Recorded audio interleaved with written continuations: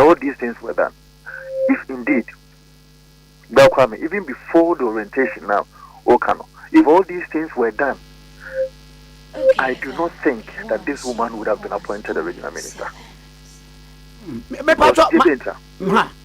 Mami Musa Diebi, Sasana Tia Dia, na Ubeye regional minister, minim a near ma a yet national monuments. Sir, minim sir, Uberji copies from the museums and monuments board. Afei a near ma a yes state in a dear, and can for say CSRCBA so nitiru a sin classroom, the airport. Yen harbor, yen wine, Nina, Yabaka Chrow, Ama who say, way dear is devoid of any ethnicity issues. And now be bisa, sending I can't show. Kwame, this thing, you don't even need to be told. Yabaka Chrow said, Legon now, and young can afford dear. Yabaka Chrow said, UPS now, and young can afford dear, Anambwa. No credit do. But Today, as we speak, there is an international airport in Kumasi.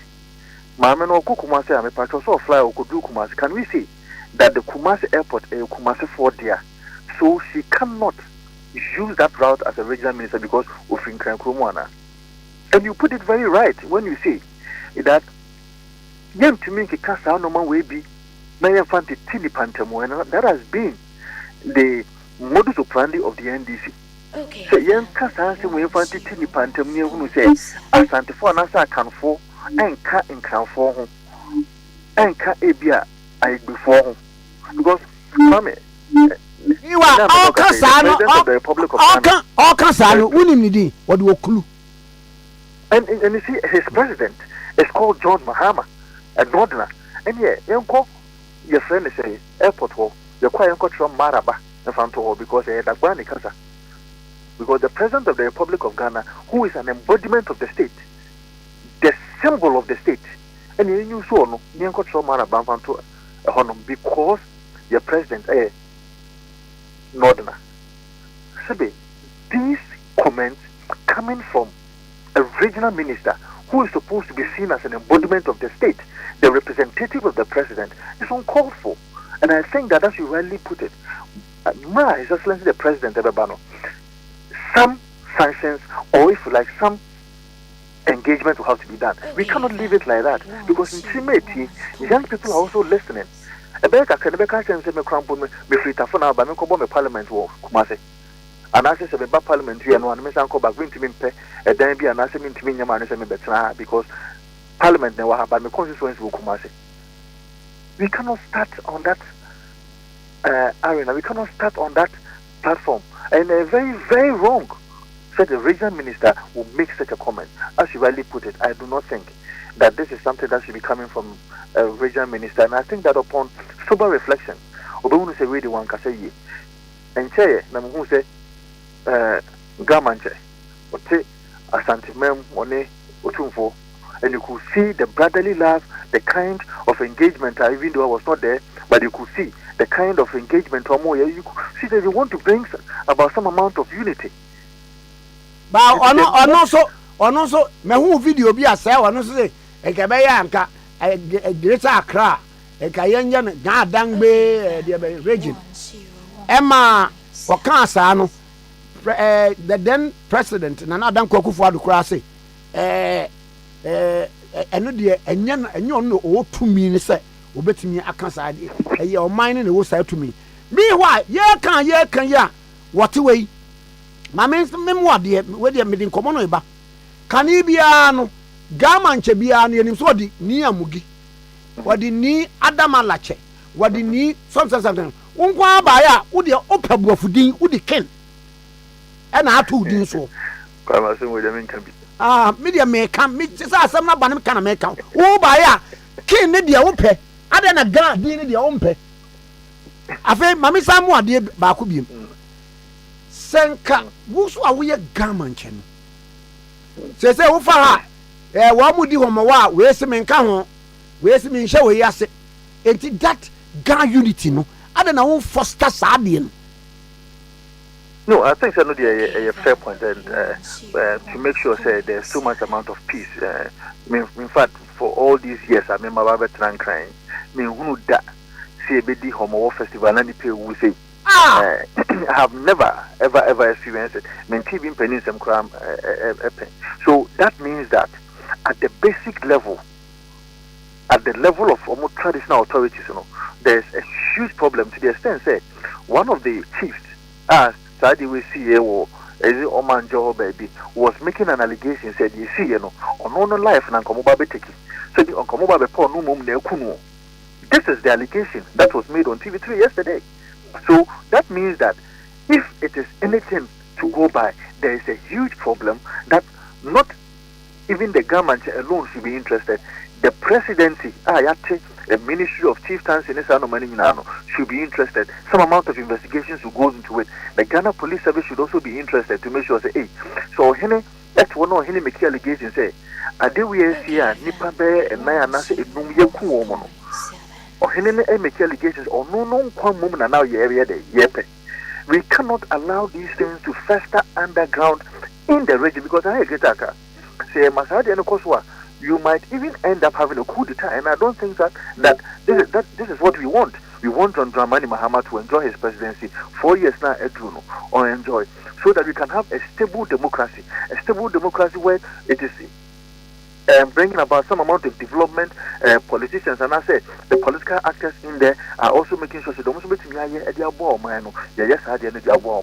so we have a problem at hand. Kwame, it's not even just about Kamanche. The presidency or if like the government should also be interested in what is happening because this has never happened in the history of this country. See a year homo at least maybe bank crying for the past 15 years. And so, if this is what is going on, we should find a way to be able to debate in the back to the year come. Meaning, sir, Nancy Crown, there were issues we said, Kotokano Cradina was one, yen free one. But we later learned to say, Sanya Manina a gazette. Well, yes, Shamra, Yashamra, the Atom one, the year crying easy, wouldn't mean cassette, the Kwame Sambod, Nikake. Absolutely, Kwame. So the entry of the two Kotokano was because it is believed that he died there. Never. I never tell you. So Nipane war, no Nipane so be on pen. Now we are a country that believes in honoring our heroes, honoring our brilliant. That means that we have every responsibility to protect it. Remember, Oko across the globe, airline Bia and I said. Any international community BIA Accra, they do it Kotoka International Airport. This has become known across the globe. Changing it means that it is going to make it difficult for people to even identify it. To take some amount of time. Now, everybody also associates him or herself with that name. Kotokano, Sabi or MPP or NDC. No, yes, our kind of politics we need to free so Kotoka obey now from the more mine one. Yes, absolutely so. If he did, then there's every opportunity to be able to honor him. Let's leave it. If there's anybody that we think is able to be so ananwa, let's find another monument and find a way to be able to name such people after those monuments. After all, Ghana believes in honoring people who are heroes, people who have contributed to the development and success of this country, people who toiled with their blood, people who ensured that there was freedom, there was democracy, people who played their role in making sure that Ghana is in the sub-Saharan region. You can clearly see that Kwame, Ghana, as you say, when it comes to democracy, we are an epitome. And nobody, as far as this sub-Saharan country, can rub shoulders with Ghana in terms of our democracy. And that is the only thing that we have. We should be able to guard it jealously. We should be able to make sure that people who use tribal sentiments and all those things are able to degenerate into a coup d'etat. So that Ghana's image, as far as democracy, would be mad. We have to nip it in the bud, and the presidency will have to make sure that the park will have to stop with him. Some of these things won't even you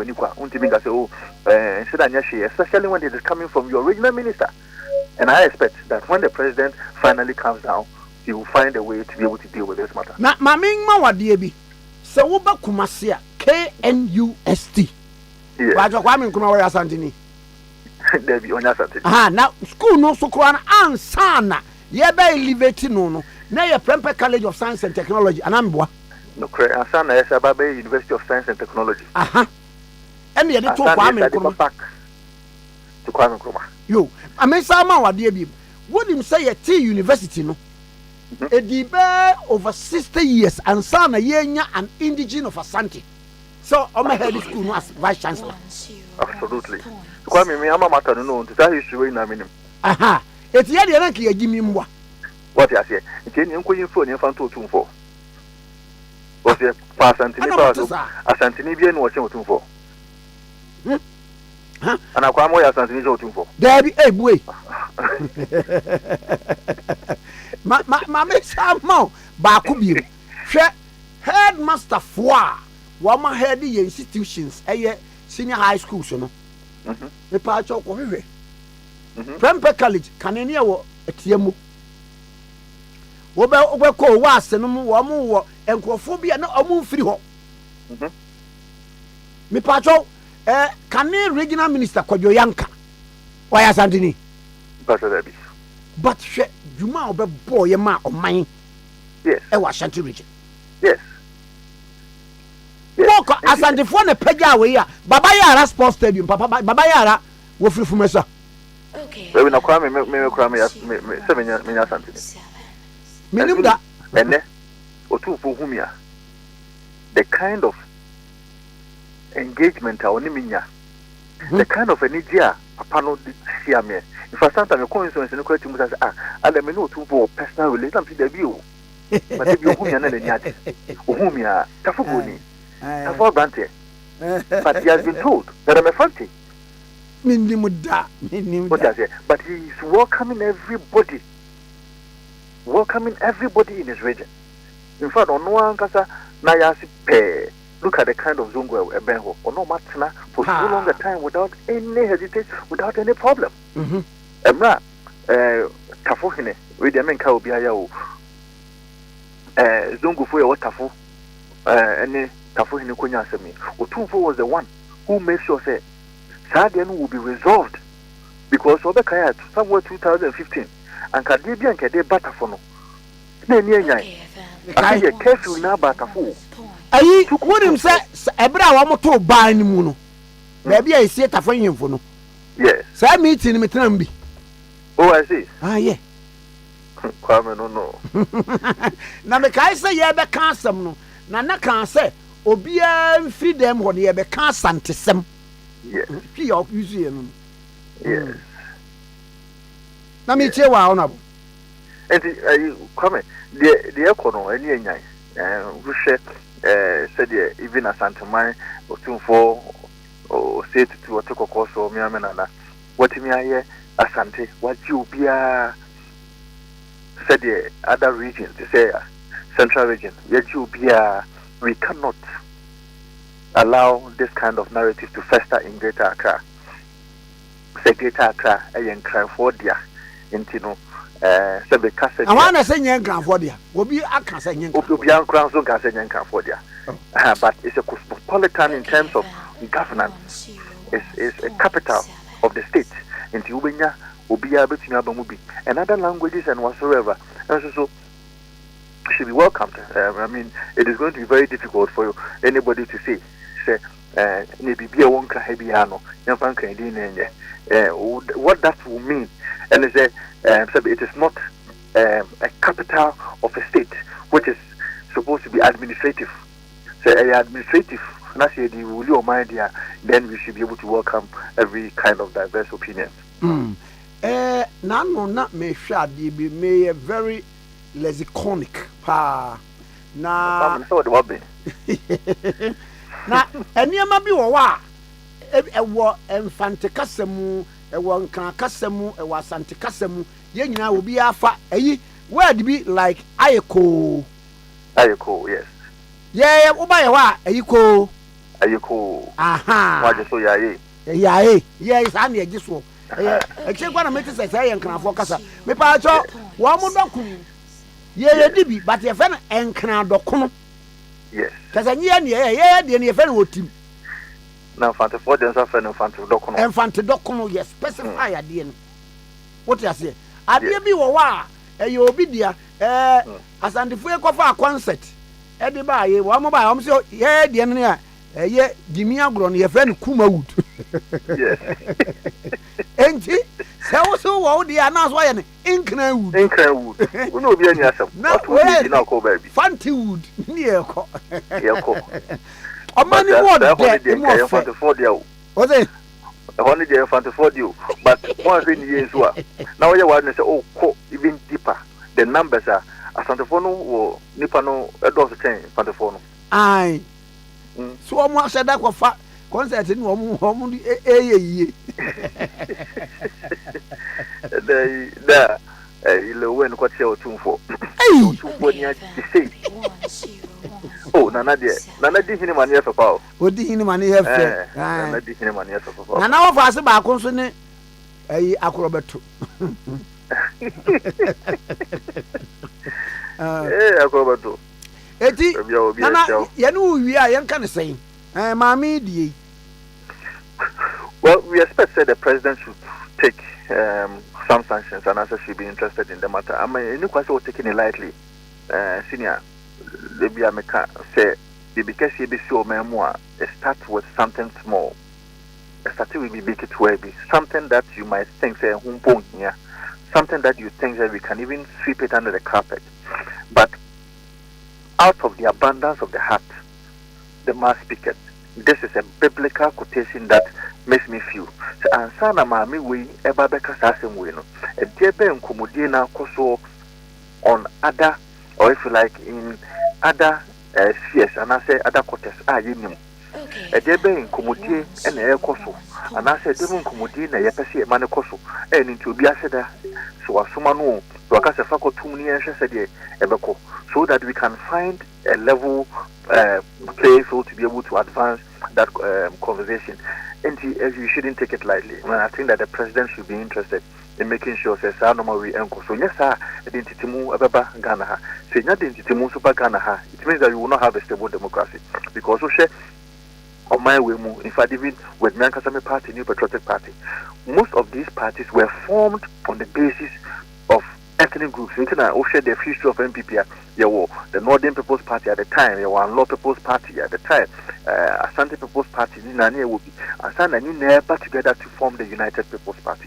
So what that means is that if that is the level, and I said that is the kind of line it will bring, and I say it will generate or resurrect that kind of tribal sentiment even in our political atmosphere, which will not augur well for us. And also in this year, there was Sandy Fool. There were all the other kind of part the same thing happens even in MPP. In MPP, there were all kinds of people in there. Today, in fact, as far as the 2024 elections are concerned, the person that we fronted, at least for the first time, that people even felt that we were not going to make that decision. It's Dr. Muhammad Baumia, a Northerner, who, as it were, reflects that Northern People's Party kind of pusher or personality. And so we've been able to make sure say we will live as one people. We will present people based on their competence, and we will not make it look as if say the party way cool way they are say tribe way they are, so that we can all live as one people. When we're able to do that, then it means that we've been able to set the tone for development as far as Ghana is concerned. What of bed, Mami Musa say mo party. I don't know what forms one present say Mukwa Montuaba Emma woman a woman magina say flag bearer. Nipa a petrol 2 franc Kamama Yukono. Now one win I can't.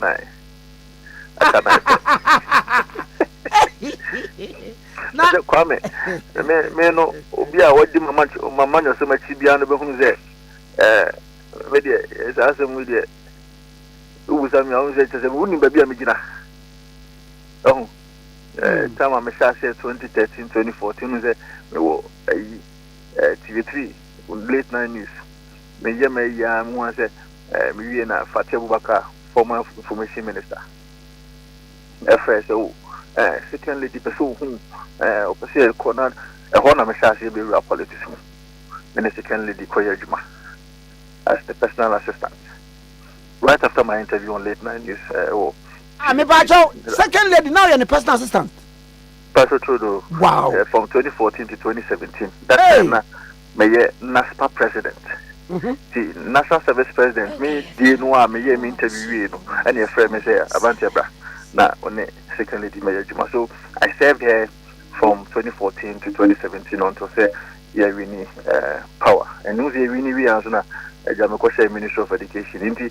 We'll share how I'm starting my politics now. It's going to be very difficult to say that I'm not going to support that. It's a belief that I have. I'm part of that family. I believe that they can make a good leader for this country. And so I have no doubt in my mind. Say, about 90% of us will support Akanaipe. Akanaipe. Now, Mami Musa, when Muna and Nanu Mihu video be Honorable Dr. Brian Champon, can say, yes, be what two salvos against in Crawford be on no Mujinano. Nemum election be near 2 years. Ye need a vote no.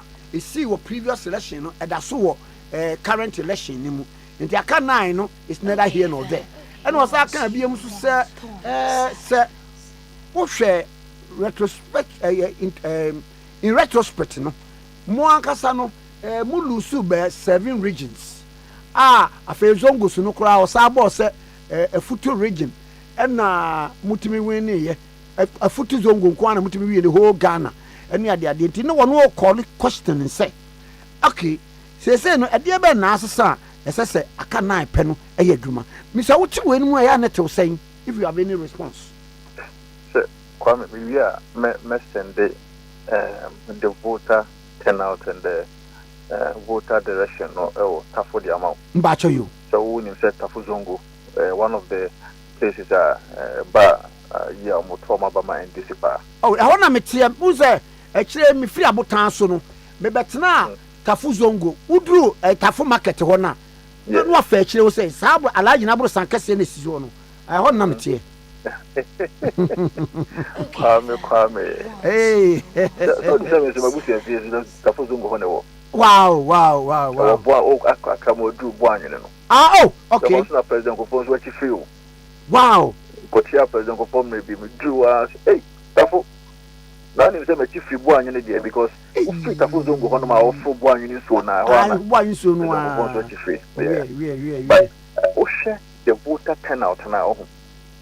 It will tell you and suggest to you that even though we did not win the Zongo, but our votes appreciated in terms of percentage wise. Oh, Tafu Zongo. The argument say I can't panel a debatable. But when Muhammad Bawumia says I can't what he means is say even before we started, there are a group of people or a number of Ghanaians who believe that Bawumia should be president of the Republic of Ghana. It is going to be very difficult as to how many of them and a bit to make us say, oh, yes, a Sanyajine. It is also possible to say, oh, by the time of 4 years in the Beso Crampo, there be a few. It is also possible, say at the time the Baba to the next 4 years, they be crumpled to quiet. So those arguments can be made. But largely, the basic and also the fundamental of the arguments of Dr. Muhammad Bawumia is that in the 2024 elections, the people who believed in him, that he will make a good president because of the Juma Oyeye as vice president, because of the introduction of the mobile money interoperability, something that is, your friend is a good initiative as far as your friend is a communication sector near concerned, something that we've not even found in a lot of African countries, something that we could not even see in most of the developed countries. So the kind of believer that Ghanaians he believes that is going to be started. It is debatable anyway, but when we say stuck, it doesn't mean that number 9 will be there, because as I said, I've already given you some indicators that shows that it is possible that the number can increase or can decrease, because and also that one but if you do that time, but maybe but you can see that the basics in terms of the large numbers now will still say okay, they are going to vote for Bawumia because we still believe in him, especially when President Mahama will not be contesting again. So it's going to be a different election altogether. But I believe that the people of Ghana will give Dr. Muhammad Bawumia this time resounding victories. No Baby Oman Penny of my Ghana. You are a man was no pain. Basically, I'll say Honorable Echo Vincent Asifwa, MP for Tafo. Na oye oko St. Hubert ewo seminary ewo Kumasi na osan eyemre nimu ni ye ne no atwetwe nkobo obabi yensom na St. Hubert no so what din pe ehye eye senior high school within a senior high school okay ehye owasi mu na Catholic asafo no okay titiri wo mu a onpese wo mbeye Roman fathers no ye ho na ye tai yetete wo mu na enti okwa so we Roman father na we nyanye e ba ne sai e se ga bisa no wo se o me se wo te na anyo de oh na ayi tafu Roman kra na oye mass server e so ne na ya kase wo mo sese ba ya kase de onu no otra father no ekoye cardinal wono kwa ne the cardinal wo ye ana Catholic mu so do cardinal na se wotimi di pope ama ne ye ampa na se wo ben wono ne de ne ye Mohammed cardinal nye Roman cardinal de Mohammed cardinal Mohammed wono de wo ye cardinal wotimi ware de say de ayi Vincent ekoye master server yeah. There's mass servant as a server. Me di mudia. Sana na ya kase so kwa mass server o. Wono why be the why be that? Okay. Say why catechist. Say hey, I so open ni. Oh why wono no na iri DJ na ha no. Do betwintwa na kwa mu too much. Say DJ unu no say kai wo me ma anye. Na ya kase eni asesa hwa de say o ma me say amayode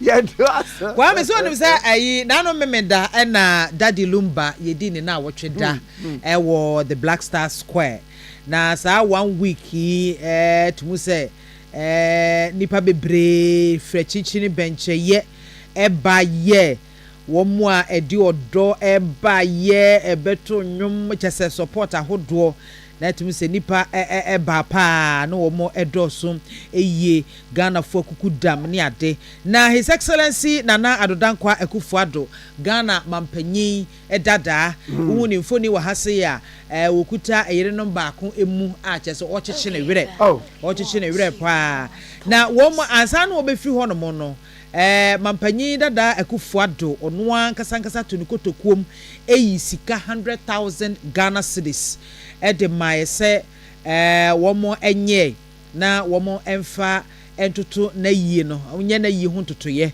afei Vice President Dr. Mahmoud Bawumia ono so eyi 50,000 cedis Yera Kennedy akompreko Japan oyi 10,000 Ghana cedis Dr. Matthew Poku Prempe Napo ono so eyi 5,000 cedis afei Trade Minister Yera Alanchematen ono so 5,000 Ghana cedis ne ka ho bio Ghana Police Service womo so ebe show womo support 30,000 Ghana cedis it is says kenyina womo eboabo na chese be 200,000 and over there na chese womo atwemu a womo de eso abusua na say other ayi so buy other donations buy but can mampanyin na Akufo-Addo ene ne domidie na chese keka atwem 200,000 okay no mo de mai say wo so emfa anye na yi ho entoto ya Ghanaian publisher de bokatai na ayi wunim sem wotumi wo Ghana ha pa ga bede ka yi no unini banka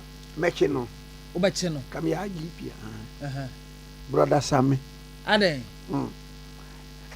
won ka ho bia say yi ne nyede to boy brother Sami meche ya won no pe e boni a wo di ye o ye de what do pa tintin gramu na tu akutu oba no wo wi social media na be and wakuta no no oba no wodi oba no gi fans fair inside the bus na no ba ne hwe na pump wo say no ba ne hwe no na pump na attention yaw ni nyina kwa o say brother Sam o say brother afei yaw ni nyina fe kɔ na say but I mean what do you mean na say ti no what ne gi nchia fa mu nyina brother Sami o na o wie no ɛna wo say ne nwum bi wabanu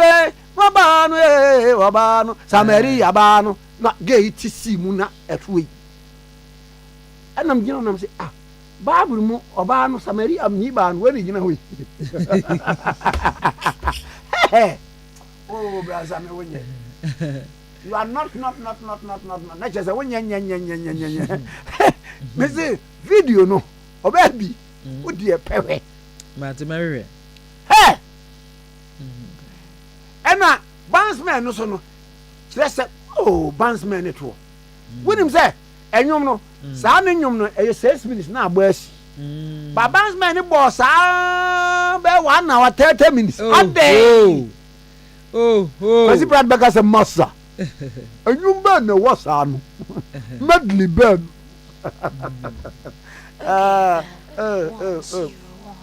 ɛna na ɛyie no so nkurɔfoɔ bɛtɔn nneɛma wɔ hɔ Sunday sa. Nneɛma wonim nneɛma Baby ani pɛtwɛ hye bi ade tɔn wɔ hɔ. Aha. Kɔhwɛ body mu body. Na hwɛ ntade ebi no hyɛ ba yie na se. So ɔmo wura na ahuo. It is expected. Sa ho. Akɔyɛ sɛ me wura atwɔba a me kɔ ɔyɛ papa bi ofiri akɔbene. Kɔbene o. A wɔde bɛ dɛ wɔtwɔba. Ɛde wɔhyɛ canvas fufu. Hey. Ɛne wɔdi ufuo nti n'ani abra na n'ani agye. Wa me haram. Haram. Yimfra ko ben check canvas. No emfa ni fufu. Na yenko na me kodi enkomo no. Brasa me enya sa ade ni bi. Ana won sa meye no waye da no. Azen de bia no de bibi fu for kwa na be ba yi da. Because say girl no na sama no this time. Okay.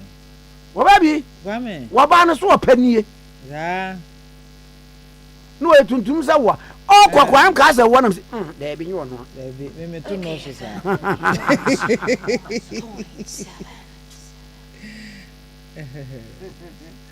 Nye wadi nyango banka mu wie ya na ma pesa ato no abi me se so a. Fa bra se. Fifreti e beto. Ba me to sa e twetwa guade me se so anya easy o heavy pa. Brother Sammy. Me kwaba Owura Mustafa Gbandi Deputy General Secretary of the NDC. Agimus me watching. Agimus, good morning. Good morning, oh. Good morning, me am over. Na boko die. Ready I adumo. Ami. Ochina ene de twa ntemo a eja moko akotia by election. Na enkomo te say ansan ne beba sa generally ambo amaye no. Now no there were some altercations bi. Me who say any for mu pie na wotweda na se bi mo prevent mo no na ade. E ba ne say yo of amada wase. Say the munim de dan amane mu no. Eye de e nkuja. Wan kwa usika ko.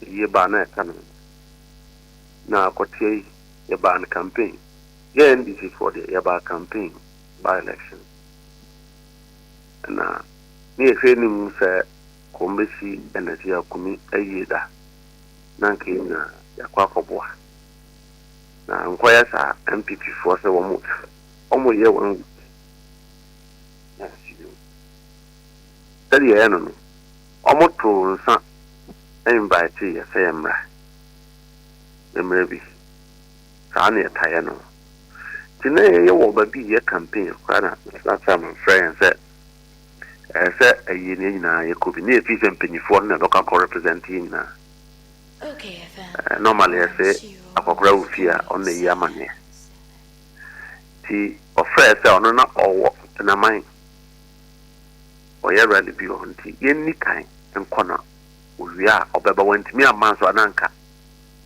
because ye could do all na timi I sort out what the purpose is because yentimi nya MPP for nko ama mo nko say yate yes mu koy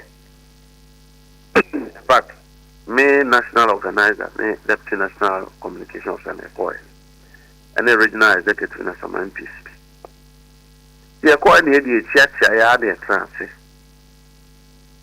And now, and check, national chairman first will be, and so we had a 400 to be about, and a national chairman be doing, and they pre a coffin by. Yeah, but Sanu now see incident. National chairman room now, the whole thing now, a body so. A body so, any parliamentary candidate. Yeah, a mabi. Sorry, I'm penny my emblem, I'm penny man, what champagne for now. You know, see anything.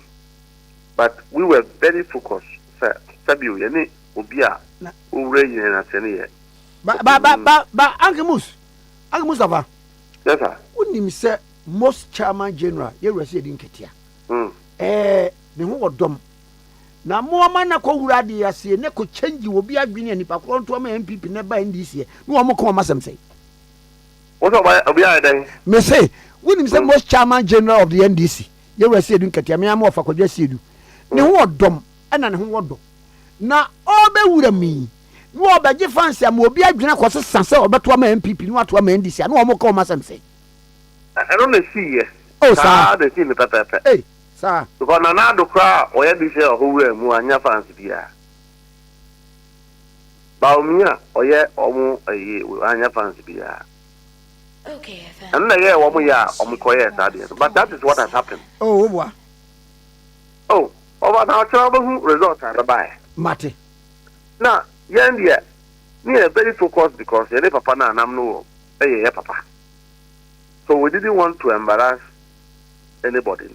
If we could see any I never transferred. So that was what happened at the funeral. Well, there, over the Yamam Remuno will be our tear years, the 1 year years on Gokundo. You see, Ajamwani Kura, and Ajamwama Mew, and Umkusi a year Siapa, and a Kura baby. A Kura baby, I want to take any Kura Kujina Begum. Ajamwama me, other kind and not home. And Ajamwa, no mammy, who I echo Kujano, and Ajamwa for a portrait, a Kura no rear, a yellow bui. Okay, then.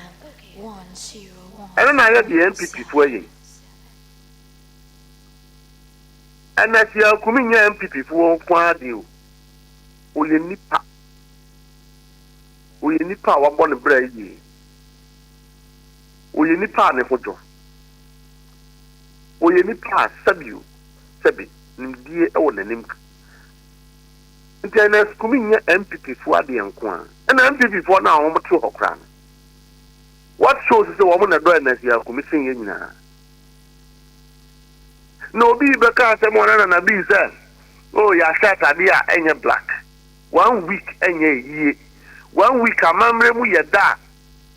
Ye see a year no da. I know the old car, no aquatia, abusia. Oh, me cramming someone so. Ye de bebuey. The cramming some more punching. From way. The cramming some by there. From way.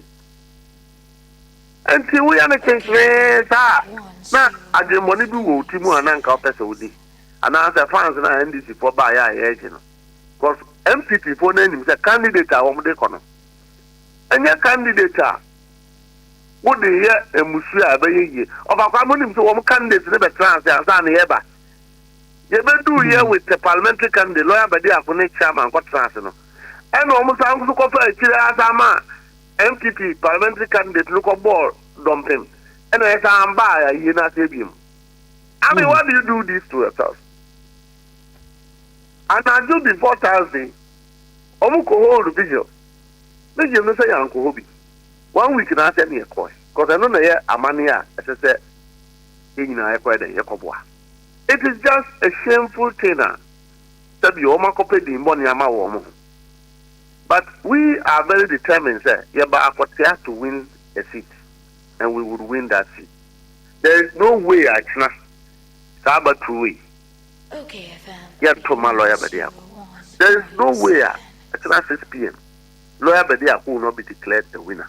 There's no way MPP can win this seat. Because They are not anywhere campaigning. And run about me about has no queer rally or baby. A call. Of course, of an antantica. I don't proclaim who video. Now, Omukaka won't send baby. I want to why they was why they you media. In Pesame Betuja. Nana B, Nene, General, they were not here. We have been here. We have met MPP people. Minus thing, and you share. I didn't know what the other boy. Yenny Wabam. You bet me up war no more mining, but said the cooperative mining. Said your Emrano as say, no more no be a water. Yenny could be a push shy. Scholarship ya on the bay. Any free fertilizer ya ebay. Free spray ya ebay. Said the bay ya almost so, Omega woman dear. Where ye and Yaman Cassis and Anado ye. Ewa kotea went to me and ye. Because that is his backyard. MPP for near him was empty. And not to a more cardi or okay. Because the one near Yama was the own monochrono. One has a one more. Now you know you have one more. What's the NDC in German Traba mine? Now, man, you know, Mujano, only I ask him for. Both Asumedu and Lawyer Badiako, I asked him for. And sir, I think me back home, I want him dear, essay back one. And then the old Indian, I didn't use him, monsieur, and I said, didn't go to hour. Asumedu, they say I own him Casa. Who didn't empty before the knee on Casa. Oh, go deep empty now, we never Casa Manana. I know one or back as I didn't call for. Now, Lawyer Badiako, so I think me no take Kama. Or Casa out here, where lawyer me. How many people me anyway, me and say, the end I don't call me a surgeon, baby. Or they, well, make comment. But to be them, and they say my number 2. I know you're the car battle. Oh, call up the mind. Free accountants and genesis, the Bapper, they connect it, Nanado, Chebia. Kwame Nkrumah Tikese. Oh man, they were supposed to do that road. They didn't do it. What I say? When people normally a plan kakra, all the rest of the places, no development. You not MPP. Then I be to me point to say 8 years of MPP. Toilet baku and answer borehole baku. Almost no apatia. Kwame, if they can show that, me I will resign. They don't. They have not done anything. No single development. Woman starts here, I want her gold in that. And all my criminal commission. And all my award if you are paying for in and I'm not your only police at 2 women. Yes, for me, be quiet by it. Okay, Some go for way to go to Obama war, nobody winning by election. For what? For what? So, young radio to cast an end winning election. Engage with the people. We have engaged with the people. Even MPP people are. One more equity. You know where this also. So no, I assume it no. We are minor, but then we bet me. Yeah, got to ban the mine. You don't mine. Then the war by. No, how ya can or ya didn't come well be. Near the mamma, away ye. After no, did you mean? Of a family, then the mammy way here. No, did you mean? Yana ya bind to. Yan ye bet me at the abide to me at the Abuenipa. Nan Kobe minority 84, 85. They bet me at the Pabia Bafia. Captain Maki and Yabre. The woman needs of me will be a Juma won't be management. Yan ye bet me a man for Pojima. And I'm so mamma Aquatia Punti. Yan yet to say about 1 hour better. Then Mahama. Beshe will be only him because the when she need a year, a nipa and a year, it doesn't matter your political party. That is the language. That is what we have told them. Me catch the one said, and now you here, as I said, Aquatia for also benefited from the national development.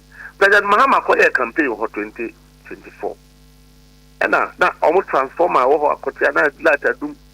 President Mahama Baya, that was one of the first things for the common Akotia for Kuko Bisawon. So there's a reference, Akotia for me at so when this is for Bana, say we crown.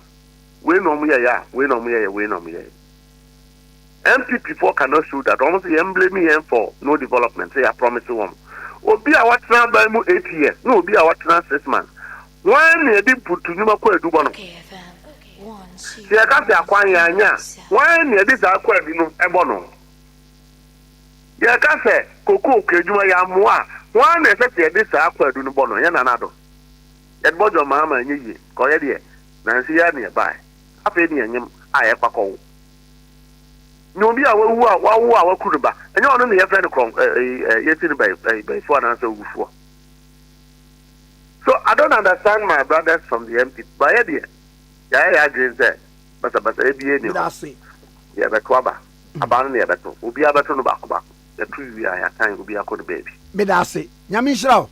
Me that's it. Oba ma mento nka wadama. Yo, Matiova. Me that's it. Mustafa Gbandi, Deputy General Secretary, Edima NDC amanyuko no na mefa we from Dr. Duboating endpoint homeopathic clinic wo frɛ sɛ de nyanko no mefrɛ frɛhua no pahema na Dr. Duboating se me kan kyerɛ wo sɛ aniema bi ni no widie mu wo so ade ma wo frɛ na wo sɛ wo so ɛsɛ wo fa ba bi ɔhyehye stroke na ka ne ho saa no to me kabra endpoint homeopathic clinic no to yare na so wo fa firi wo fa ma wo afei tie be ma wo dwon so a ɛsɛ dwon so ne bi aka wo bɛkyema na bi ma prostate no ene ho eka hepatitis B na de ba ko eka ho ye friend diabetes ni nyinara to mi kabra endpoint homeopathic clinic no to asem fama be ma wo de bo ani anu wagye mu yare infertility in men yare and women anasa be ma wuntimi wo ye krawa wutimi din so ntimi wo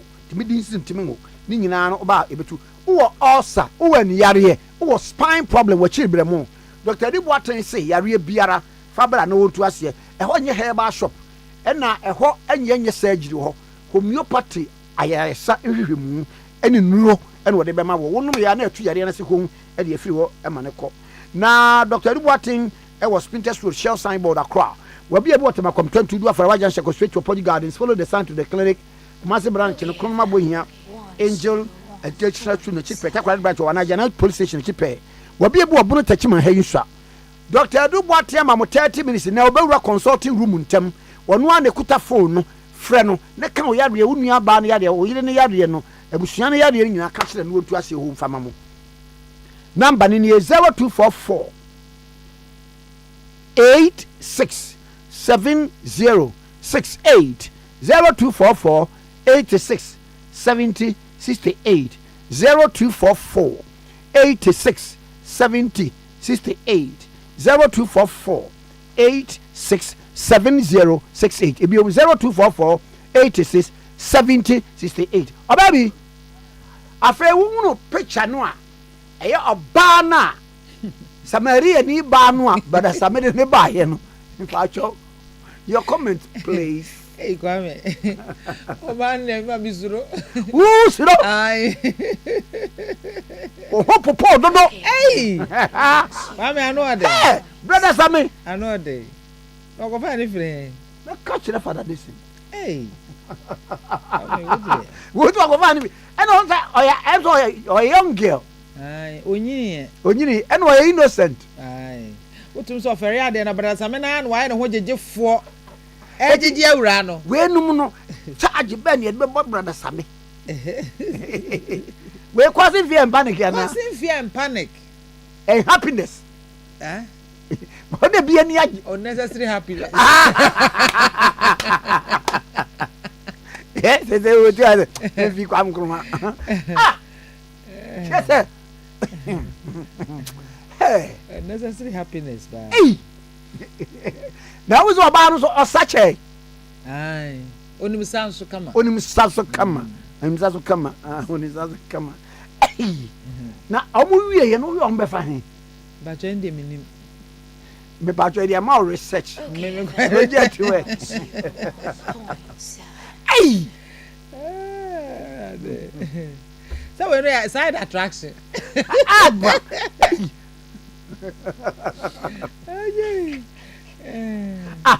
me yes am friend for no nko kebe ka adai say wo ba na ni gie mu ana say wo sa brother Sami ɛnam so obi aso amfa bi amasa o obi am say ayi e friend say asem na aba na any bresem arehosem na brother Sammy looking at the nature the way I was sitting here no wherever he finds himself no or enlighten her with laughter it did be an opposite so creative we grow from new boy so it nyanwanwa James say or na just so person create something so that tension ne sadness na se for no ebeba form kakra na nkofo aye a bit relieved nti him say ne senti na oh yes we so am oba no so ansha black was something silver. But as I may I na mon preno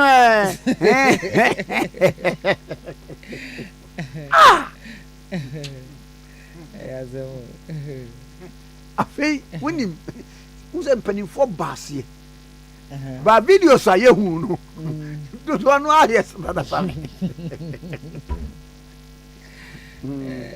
next time lumba say wu bi ma ye mama ne bi mbesa bare ye nkan say ena obi e ba ya o si we de say kutu say bam nyemu de ni bia yes girl no wonim say girl no we YouTube star wani Dr. Likey na wonim say Dr. Likey ni papa ba any brother Sammy only nua pa okay wo nyina ekro from boys wow o say mimi ekro from ni o say ekro from for no the way si juo ni ade no o see ai repeat bien ekro from for ye mpe ho asem wo do mpe ho asem o say wayo ekro from boy eye jaka enkofo mo tikro from a ahobrasem oh ekro from Kwame Nkrumah ko Medaso the Democrata Ghanaian publisher imu katafeto so nan na maba begine na Kwame se wonim se September bosumi a yasimu no enche kra Ghana yebekọ United Nations General Assembly de to so aduowotwe 80th United Nations General Assembly ewo New York abrochimemo sure na sa General Assembly yi ena mampanyi akasa ewo ho or the restrictions ababeto ho or say delegation na wo mo beka aban ho amomakọ UN General Assembly ewo New York no wo mo be restricting wo mo eye pure approval by the Chief of Staff. Say Chief of Staff Emma will approval minua emfa woni invitation no say free ho aho say Chief of Staff will approval count yourself out. It is how we minister, so we deputy minister, civil or public servant, CEO, MD, state-owned enterprise, political appointee, we adwuma wa bemu staff of government. Wo see ebeju invitation no atumua. Na say Chief of Staff atro astampo so say wa ma saa tumi no say ubetumi akọ General Assembly no ebi. Na wonim de entie mane boka. General Assembly no the money boka no say even say private institution the sponsor wa. Enam say General Assembly no just say woda baby a ben you know. Yeah, meeting no. Okay. And within the downtown of New York. Yeah, ne boarding. Pa hotel boarding. And the sika enye easy. It is a wo kono 2 weeks here. Ma apateki ewo General Assembly da makoko da mako you e be en da eka. Okay.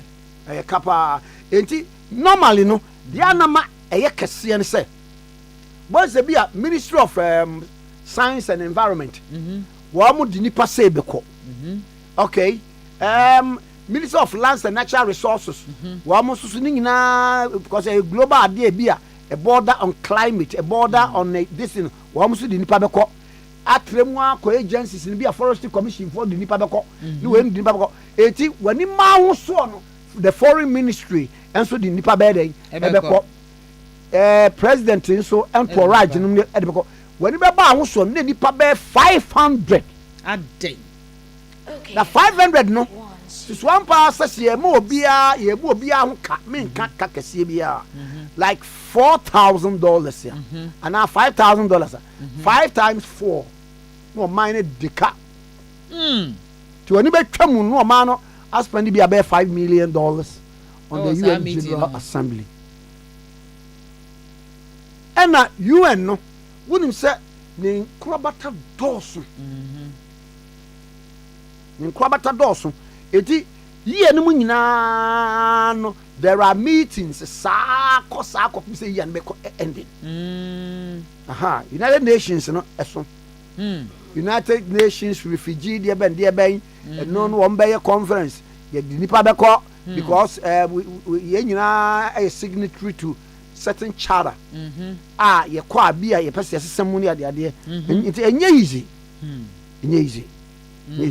ye wura mampani mama hwe ade bia mwanwa wo na enye mwanwa se gabia se wo kire da akokran se he is the most prepared president abom wo zo kwotena kire oba ye no wo na ade we no aye wo na ade we no aye wo na afei papa no won kasa bebre David ana asma me ke bia unze kane no ka the first time no fans no wo mu ni ade but say David say ni abre na say no Kwame me ade ba kwa me hu ne say okotena akire no ohun say bra oba na niam bi ho no ma oyemfumso ewo mu so what you say enti onya sa because you obi na nya sa opportunity it is our opportunity abe no obe make sure say eniam bi a oyemfumso ewo mu no obe rewrite those things na be ye papa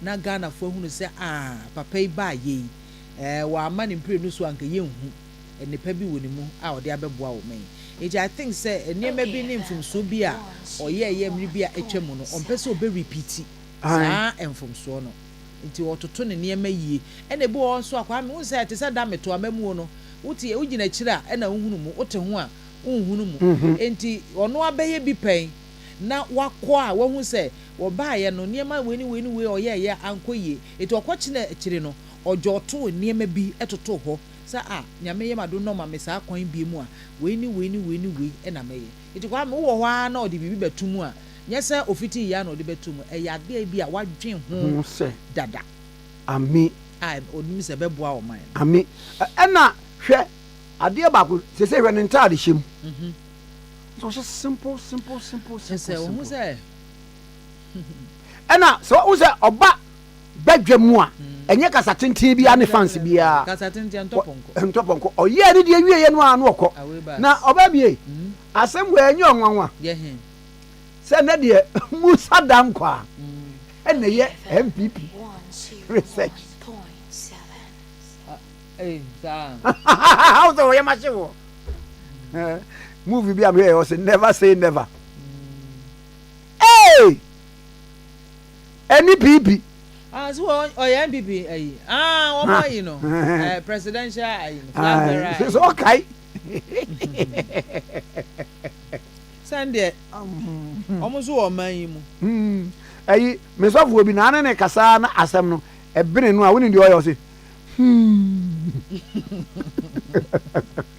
Kwame mamento aso the friends Ghanaian publisher the Bokrate no mo me da so yakatofo to so enan na Kwame wonim say NADMO regional director ya wo central region Yerakwesi Dawood en wodi nsem bi atodwa wo che say wo ba bepiem e wo central region Galamsey Peter yetu awi a yejato a yankata so no within a space of 7 months no etimi akum nipa makomako 22 Okay, but timbio me say according to the Central Regional Director of National Disaster Management Organization Yerakwesi Dawood Galamsey illegal mining pits what kaisa we socialite who say no trouble aye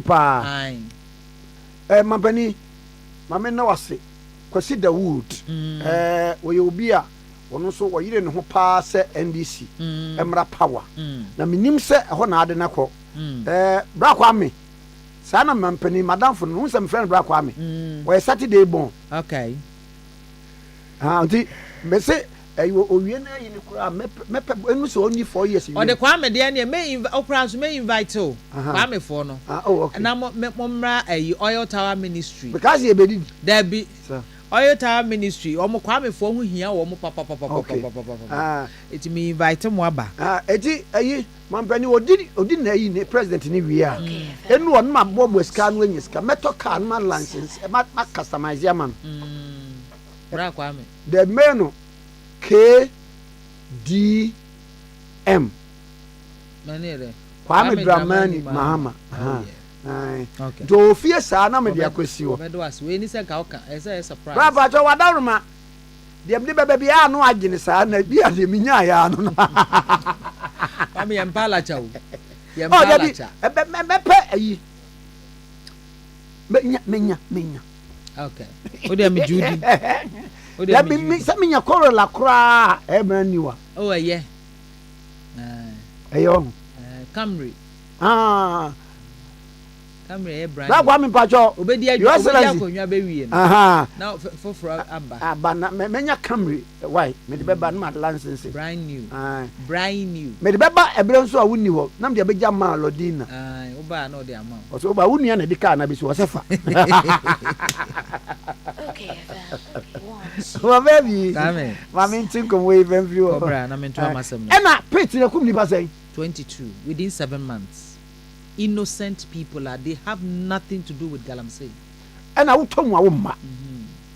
They have nothing to do with a mining koda, and a dose. Yea, Ninti Yantua or man you. One more money being, one more go. And you see a man gold in the casas, I see it too, but you have one passo. Oh, yeah, woman yet. Are you unregulated into a back cause a problem a lot, and Rami Fukumasi weekend, maybe Kwame.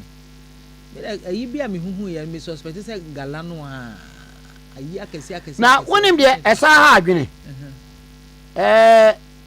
enkrofo empanifo no mampanifo dodo no a ho hyem timentu ye den na ansan ma kwate komara ba no na na fosu de aba wo se bra kwa mie lady no a brother Samede ba ye no Kofi ntisu di the same thing na chesa o mo sheda oba kro no ana de wo de sa heavy load sa ni bi yeah dear basim dear sim ni ware when na fosu it was a beautiful occasion obi ayi obi na wo cheda na fosu heye na wa ya kakra be fa wo so emojasam mami ko nana boachi nana bi eye national organizer edema MPP amanyuko no nana bi mo ache Kwame Nkrumah Tikese sampakani imejo so bra na bokode edi ampon adaroma o de anopen so de akye na me mfamfiri sei eye de enkoja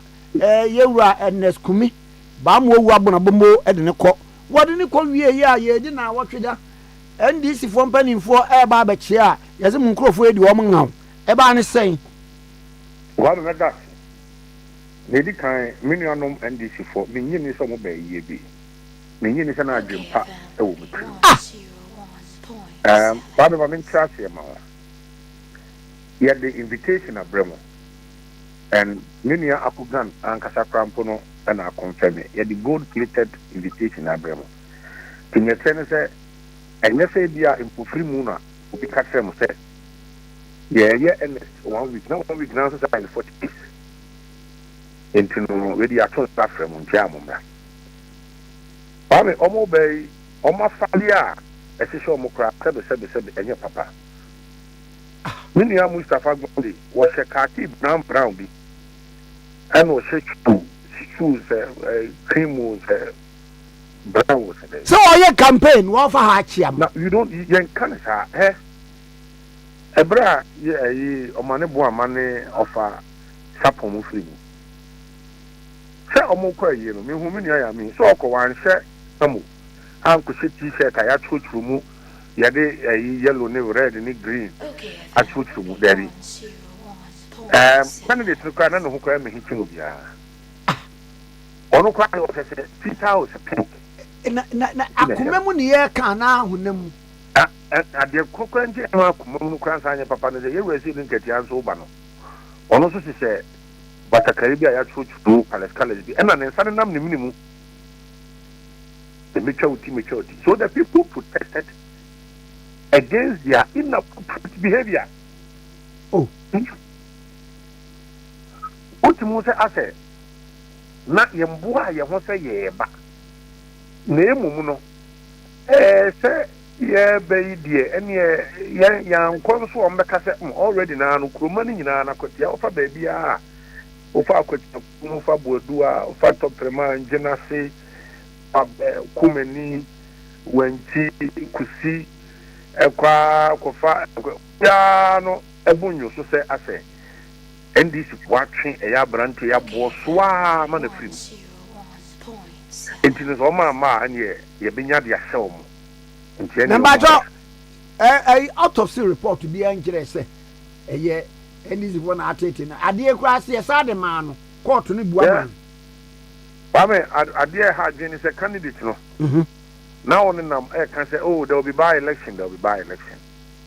Ebra no mo nenam court nya no nkomo and yes na court nti na wo kasa na nye na me kan say wo kasa nipa no omobo nyuso nti wo say ba na yi na wo ba wafade no sebe adena na no wan hye kaki topen na nkwan ko trauma ne bo ama yi ase adena ya mi wan hye kamo ene t-shirt a to mu green ni white ni yellow ankwan ko tra o ma ne bo ama yi ase adena general mosquito one se batakaria ay kales an kwan ko trauma ne bo meya I don't know what that yen ko fo ba yi nyina no piano was appropriately dressed yes you this yi you tun sa from na se wo ba na se asa wo ba no nka wo mpa ba na asa ko ba na senti no wo dia memene mfi bi na eba etiani afade bia e se bia no ene wo be ye na sa na wo dia ba wo ba be sentade basa bia be nam ho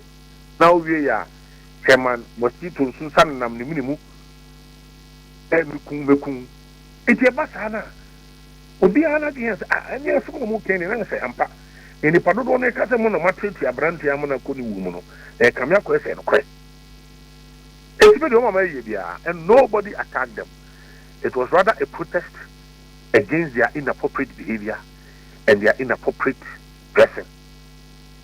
Eye dressing ni kwa kana pacho obi na yete Ghana obi na chere atare obi nsha nkwa yi ase kwame ya mamre o kwame sebe wonya eyi na mba bejaw na me ba na me se fita kwame go ne beje me ho bia wante na mum kwame ye die ali se bia ni pa no ye celebration of life na ni mpa ye busuafo atrans ye ne be se black and white na be se white eno de wo ho ba se obi ewu ewu ya ya si e tuntun ye se enti na bra ne ye mo ne eye omo kwotisi ase wo eye wi musin mu no enya obi ase tuntum presidency tuntum na wo de wo ba ye this year ya wa ko fa kaki ya sete sene ya agro bi na e wo wani so na wo ban so a won sare na mu menim o fa se dun ketia ye sa kan ni bia ne sanam ni menim yes obi say e bro ba be tika e wo days ne so days ana o man penida da e kufu ado man penia be di ekire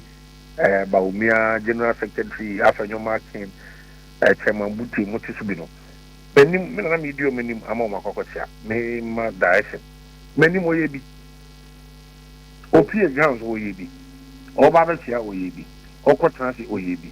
O Monsay Cono say, boy, be some pretty. Do be a yasna, I don't have to do say, you be cow cons, you be cow. I see. Oh, come. My na afa way so far na me ya ene se sebi ye nyina ye nim Ghana de yi mama mre aka e ti sebi se wo ba kan ni yi no da from na arewu mu na busuafo so ya se da tun sa afre onye se bi grandpa last me bi ne for ya se da tun sa afre wa you don't behave in that manner. Nobody, let me put it on record, nobody attacked the NDC will be no attack them. Watch the video well. They were rather protesting against the inappropriate behavior of Chairman Ashidin Chetia and the inappropriate attack as someone has informed him. And you look around the Emma as a Munchia nearby with the upper candidates is a white and a pink. And was in a day. I see. And your mamma and some swear, so far, what to say? Oh, Kwame Nkrumah and run your day. Your campaign, a baby, and I am much in poor fact. And the year and say, you could crucial. And you could be a year and come on. A year Nantifa, a year top remind, Genasi, you call a man, the password, a bar, windy, called Takrasi, Befa Ukumeni, Befa Putia Befa Bodua, Yanantimwa Nanopano, and I idea who could die a year Uchediam for sorry, certain. If that a year you were buying example was Anopano by any Bayer campaign, and Anope Remusuno, a year His Excellency, the former Vice President. Also by any Bayer campaign, and I Umremono, Yura. Kennedy a compare with Japan so by any Bayer campaign. Me say Nyame Aduma, Nyame Betu for a good so. Then so no the 20 year in Yachaswa. The best MPP for MPP company for say, Yinano, Yamfa, Yeni, and Chair Ayakotia. Nema Otunano, Obia Pimbatunaba, Obia and Hobitimia to Rasidia, and ye police as Enra. Police, am I and Obasa only the men 5,500 number. As a checkpoint, you do one man of her. Namen, I may check him. No one say, a year police for you. I think say it was a major security lapse. Because checks no more, and say, on because any people need him for being the room. So if an opera 7 hours, we see bed 10 years, 3, now will be any one of my chanson, and moi. It being a saying yet. Na your boy penny police in penny park at home say, Nipabonio Fubi, Kumasi. Almost like a fake police uniforms. It being so a war, a year and kind, the Papa coming so kind, it's like a fake police uniform. I don't know what the says a tax, yeah. On betting I've been bang a year electoral process no honor. The west side, he has promised that Akocha is going to be one of the most peaceful. But Jana wa ma na hokwan ama yamfa police no anim anchufo obi bi o be bia no we e bambo o abatu we za fa na be kata wanim o de max e ba kata wanim o si hu o badge e bo obuso yenim bibia o ni ade a o ye e be say police e sa ni ye mai it is so far so enne National Peace Council at Kata so be so we say every 2 p.m. They were better lead than never. Now, no better na you suggest to say they need to meet all the major political parties towards Akotia by election. Or much work at Adaba. They were show me in we want to come to Akotia in peace and go in peace. The war regime says Solomon Kwame Asumedu. Our number 1. The baby na come. The better abandon their say unless you are coming in. Na wabetuwa ni yuma pa o yesu. Nana mame no wase ano pay. Pame no kwese ya to petrol 5% na diesel 4%. Ah, sa na mate no. Ah, mka sa ha mesra kwatia fu nyina se minus e wo mo de diesel ya juma mo de petrol ya juma. We need to vote against the NDC na enchero mo se omu juma di omu di no e ha twen e de mai. Omu so omu ye koko fu wa ha. What's Yura or Mampenisha almost said, Roberto Kuku Marco 7,000. A year and in Pia, a Dibu woman said, year 200 Ghana to display. And a Diamono. Omunya for Bufu and for 20 a year and this year. The best says will be a wolf on Casa and Fama. So no problem is for you be any more.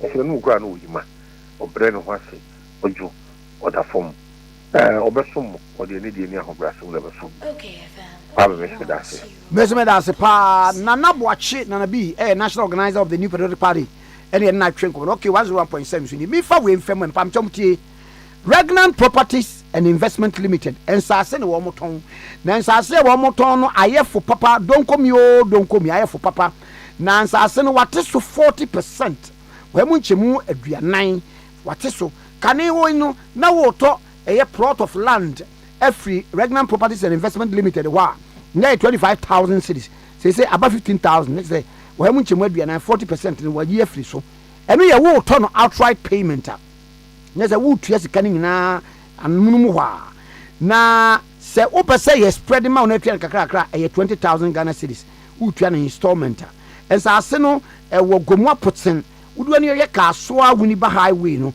5 minutes drive from the main road no ɛna nsase no guo na di enti na ɛsɛ wotɔ asase ɛdi firi Regnum Properties and Investment Limited 1 wotɔ ɔyɛ atumi hyɛ aseɛ 2 light ne water ɛwɔ hɔ 3 yɛtetem de pillars asisim 4 or site plan indenture after payment no the more free 5 there be a Wednesday di animi and Saturday di animi 8 a.m. what the nipa ma yɛkɔhwɛ asase no ɛno akyi ansana yɛ akɔso Regnum Properties and Investment Ghana Limited for wɔn wɔ Kaasoa Akwele just after the new market na wɔn number nie 0549 54 45 10 0549 54 45 10 0549 54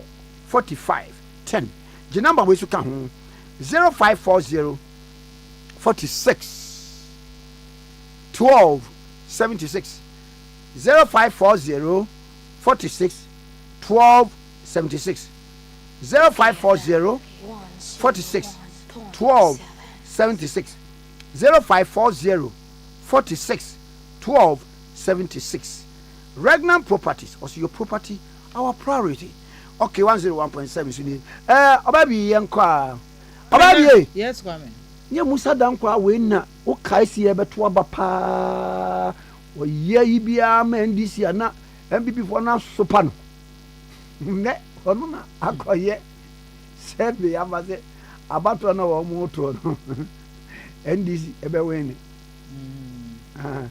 NDC be win na MPP be win so beginning no say MPP na lead I say no samba is NDC na lead eso no a there be amekasa agro ne form agro senior wie e de be hu chele banchenya eja e ne be kire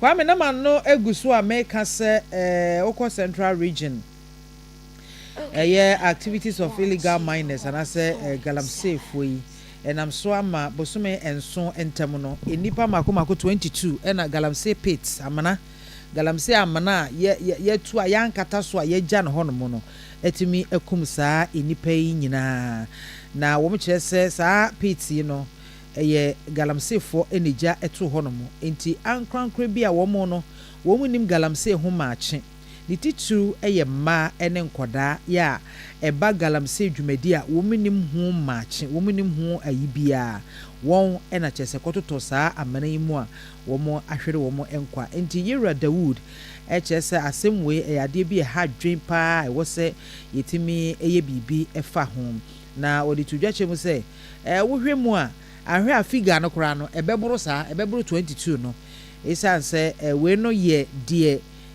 bepia prosifo enai so ya prosifo tu ho anamo ene ade na de ya mete ho aseme no so eti wo de sansemi tudwa bra one ensatwefo ehia mu bra Regional Security Council no womo womo ehia mu nsatwefo ekobie ena wone womo etwetwen sa nkomo ya nsemi ebepie mu ko chese task force a womo adwuma wo Asen North, Asen Central, Upper Denchira East ena West, Twifo Atimokwa, Twifo Hima Lower Denchira ena Commander Edina Egwafo Ebrem kropomu nyina no womu nyina ena NADMO security Metropolitan Security, Municipal ena District Assemblies womu nyina ka Environmental Protection Agency ena Minerals Commission, Miners ena Ensentwefo womu nyina ekasa enhyiemu a womo ekoko yese resec no ena fresa enhyiemu no na no Yera Dawood edi tudwachemu se womu tu sa na mu se be ya se de womo empotemo ne womo tena ye asiasai afa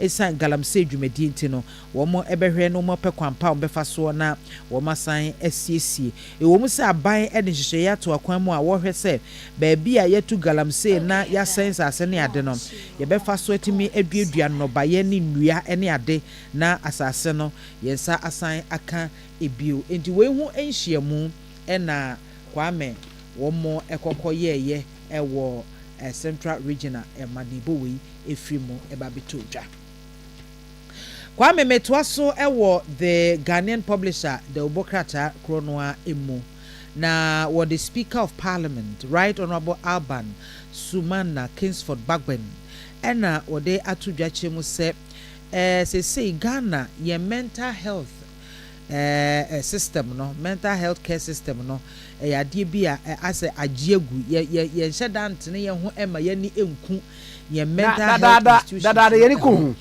na ɔkyerɛ sɛ Pantai mental hospital wɔn nya mfinhyia pɔrepɔre aduonum 50 years eti wɔn anniversary ase no wɔn to nsa frɛ no ɛsɛ yɛra baben ɔmra mekasa na wɔntumi ankɔ enti wɔpa na musini ɛma wɔn no ekosi na nan mu a wɔde sansɛm no ɛkɔto dwa no kyerɛ sɛ parliament anya nwenta so hom sɛ wɔn bɛhwɛ aboa ama akohumasika ya aban etwa na fi bia ɛde kɔ ye mental health care institutions no mu no obɛhwɛ sɛ emu bɛyɛ kɛse emu bɛyɛ du na etimi akɔso wɔn asɛm na etimi aboa wɔn mo eti ɛno nso so yɛ nsɛm a wɔde aba na wonim na me ansa na bɛba story so no yɛ sakura kan owura a yɛ ne bɛdi ko na wonim sɛ nipa bia psychologically no untimi 24 hour na ewo mu no ewo mu a uvie off kakra ena disorder obu o more than uvie off sesen because you don't act right anya me bi wo ho a do sadam sam kakra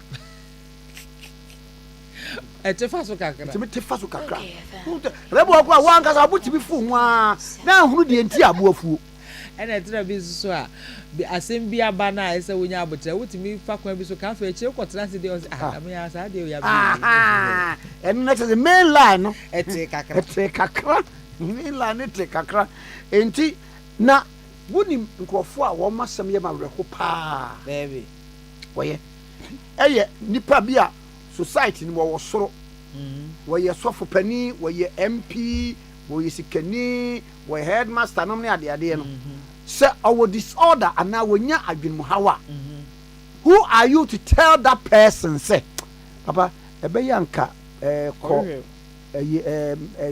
mental de be nanka eno no saa no say o yire a obefa na yire so no ka chen na de on kan say wa bodam on ka na wa say ge be boaso wa ba ka ka enti ka ba kan say woni be ka sa akire wa ka ba kan say ebia obetimi aka se eno no ese ope obi a oben wo mo oben se abusua no na sa nipa na fa na yire so aka se bia na me yire kura kwa ka obaji atu na ha so o be so chese baba ma se ese mo ko hospital nti oba na be dada no me man obeko na wa musikani e yetu no fopen obeko sa obeko hwe abrochire sei wonam bo woni hu fi pa so you be a controversial so atintintini ya ena eba etimi man ye hyper na Kwame utimi convince na no okwa na only doctor already only doctor na arrangement dada etu baka se die na mo baka se malaria fever meme wo ho no wo ba na ase malaria akem enya wo me se hospital am be conductor na oba ne de kan foundation ni dada o twa line ma doctor no se anajo na ho ehyehe e me mfa nko doctor enti no doctor no na obeka che niema oye ena wo kai wo ka che na o da bi enu me twa bi nti na ma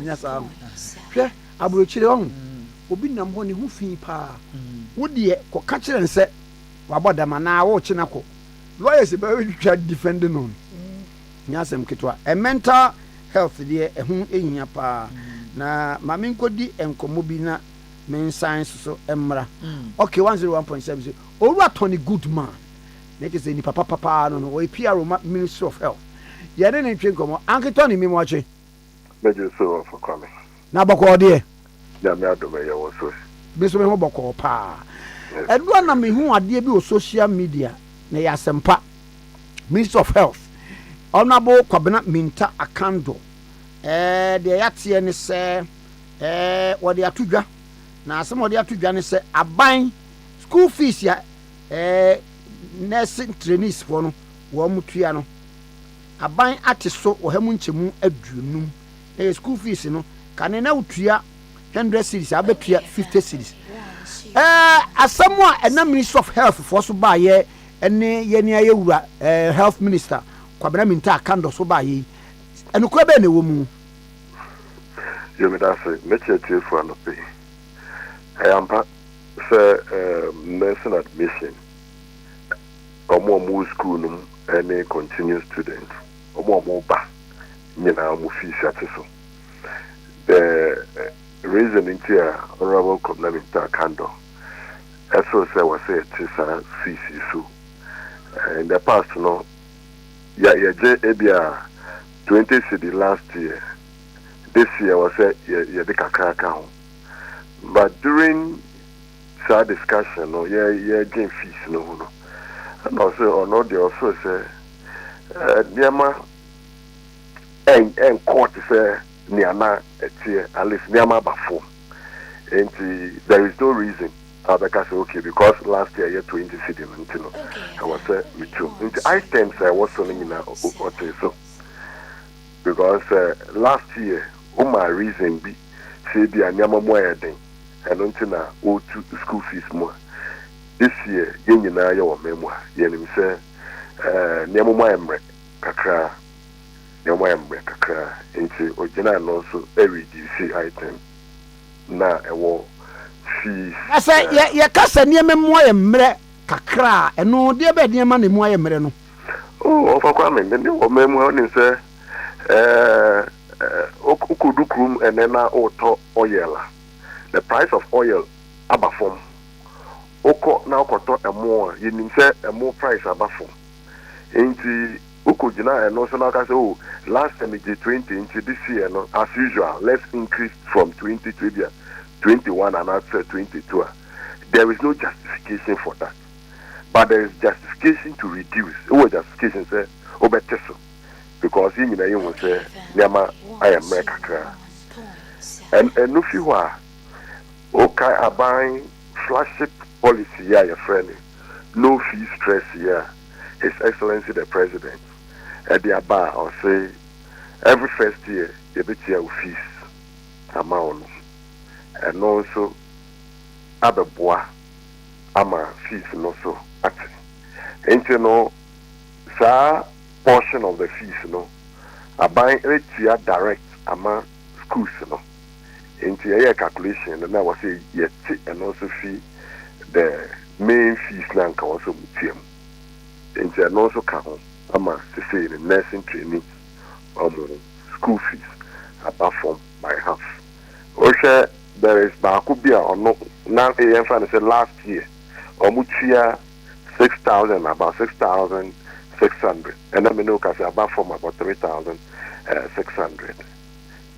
Yes, and the reason also is may imagine say me connection at the ball mine. I was say me kono I was say very easy. Yes, and then my parents. So that is the idea.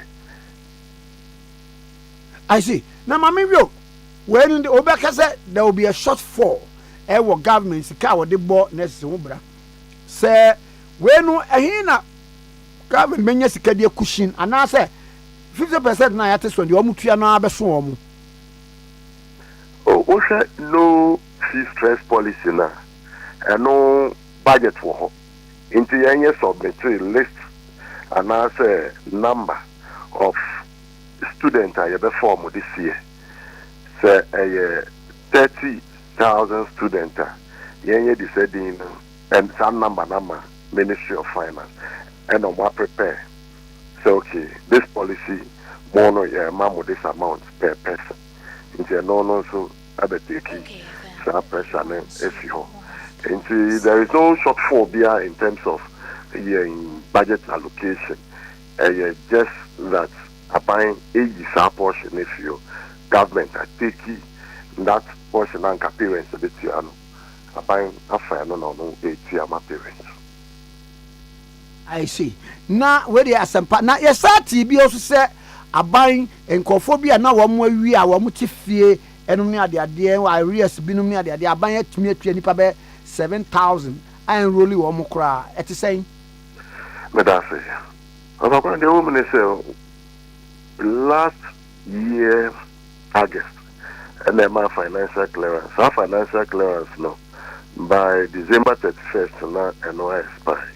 About 13,500 nurses.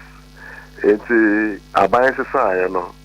You can't say omo formulas minute no.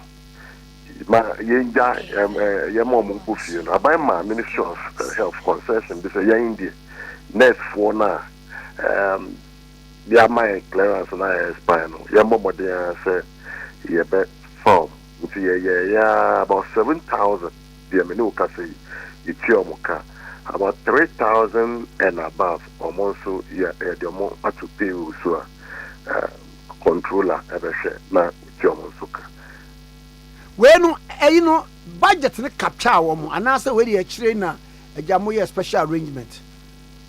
Exactly, budget and capture into now I was say ye special arrangement more because they feel say you hear some number of nurses and also for between 4 to 5 years you know any major recruitment of nurses, any allied health workers or memoir. Into my backlog, over 70,000 workers who fear and now, if you are yet deliberate effort to enroll them onto the payroll, about 70,000, and obviously, 70,000 per couple, and after 1 year, this is Ostaga. Into recently, a historic visit of the Vice President to the Ministry of Health. One of the young supporter, if you know, or no big now even every year, if I was say a fat number here, we do that. A special case because between 4 to 5 years, you need major recruitment until last year. Because of elections, any other considerations, there are a number. No? So that is what it is now in terms of workers. Into another agitation, fire, pushing. It is because between 4 to 5 years, no major recruitment has been done in the health sector. Yeah, because the Minister of Finance, say, you bet you can say, you're rolling on one more trying copying baby. Yes, to say and only the Ministry of Finance discussing so you're only on to the payroll into Yambo Modiane into Omoka. You another number almost a fear minister no Yambo Modiane so then a colleague Minister for Finance the almost the council there at least we'll be able to have some number of workers in the system of healthcare delivery. So far, me find say bosumi be enwotwe and echo enkununi. Eniema to say ewo health ministry generally. About me, healthcare to me, somebody who have worked in the space for a very long time now. Me feel say Anka we're supposed to do more. We're supposed to do more. Also equipment see. Apart from 2014, a year major equipment replacement or Ghana, we've not had any major equipment replacement. And I say, far some substantial amount of car equipment. Remember, into now to cause I say equipment in here, Okoha, I say X-ray in here, CT scan in here, we in here. And no, one of the problems in the health sector. So say the Minister for Health on a book of them in Takano. I say we used to a different approach, so there are any many and the other sort and no of a PPP arrangement between government and private sector. Now, Say private sector eba maybe a radio hospital na me person they provide some diagnostic services or money are buying according to some agreements and then the honor mom whilst are buying na family to add on equipment process arrangements in the minimum here. The other thing me ba the o kan ye no na just say by way of privatization and say public private partnership. Yes, PPP by public private partnership arrangements. I buy provide the space. Also the equipment number. And be a profit sharing arrangement in the Kwana Yashe. Yeah, but one of the things are not minister yes, yeah, person because you was arrangement means overcharge one casa fee. Yeah, that's submit to the fees and charges regime. You walk up or memohano. So rate did that then you know much 5 CD over 5 CDs none of it because a public institution and we want to maintain that way and say a arrangement that yes. Osha Nipa hospital are young most at times young cost because of financial reasons into access to universal health coverage into target for some time, between these 8 months, Jumapa very soon, started free primary health care across the country. Started from the basic level, which is the CHIPS area, will be overcall and no, we believe that I say GB2 say about bois, Hama Nipa, Ako Hospital, and then say Yariana Bar, you're picking it up quickly. The other levels will be there at Passa level, no, to a place where near friend on chronic disease and as a non-communicable disease. Mahama case and as a Ghana Medical Trust Fund, or picking no, now dealing with Sayariano because it be a nebuayading. You won't be able to take care of it. Or minor who a kidney issue, a cancer, a other non-communicable disease. Mahama case ever fat na yetia and who cancer the bear, as Ghanaian. In between, no, National Health Insurance, and as we speak, your own copy and as a taboo and a dozen, you use as a car, a bemuno, you're making sure the parts ever call USAID and then no can say or more withdraw support our health sector because Donald Trump regime no a year no if you in scanner airban the ABS so and no areas now in the past or more buono Yanka said the scanner be better the part of that scanner called free primary care not been so call Mahama case and then there is no facility unless if you want to problem be there is no facility or memo how health insurance they make a prompt payment to see because of prompt payment no anything prompt payment means what do document call ya na it's not be subjected to auditing and abibisa and I go through audit okay audit no new CEO no a very robust regime at or health insurance and you call within a year unless you have issues I was a more fed that check into you do and check na it's into hospitals in the you call Western North between Thursday and then Friday obi obviously a facility there or say health insurance there Monday into amount health financing in the health facilities and also Abafom. They have their money to do it. And also ASM there. The other area, infrastructure. And some other area no. Can you know problem? Cause pa na warm providers no. Now warm kasa de farm American private national health insurance or more providers no kasa who say ketim kushim. We no dear na sense can mo kwanya bi baby. Gold board.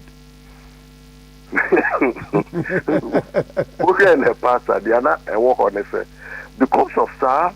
abobi na yɛde to so sa trapping no nti no na sika no ɛndɔɔso ɛbaa wɔ sɛ ɛkɔ other areas sika na nka wɔ sɛ yɛde kɔ back to hospitals no yɛmfa nkɔ because ɛbaa yɛ sɛ o yɛ generate sika no ebi a mene wo nsuo a dɛtɔ nneɛma a yɛtɔ no a health insurance generate sika no yɛmfa mma hospital no ɛkɔ into other areas.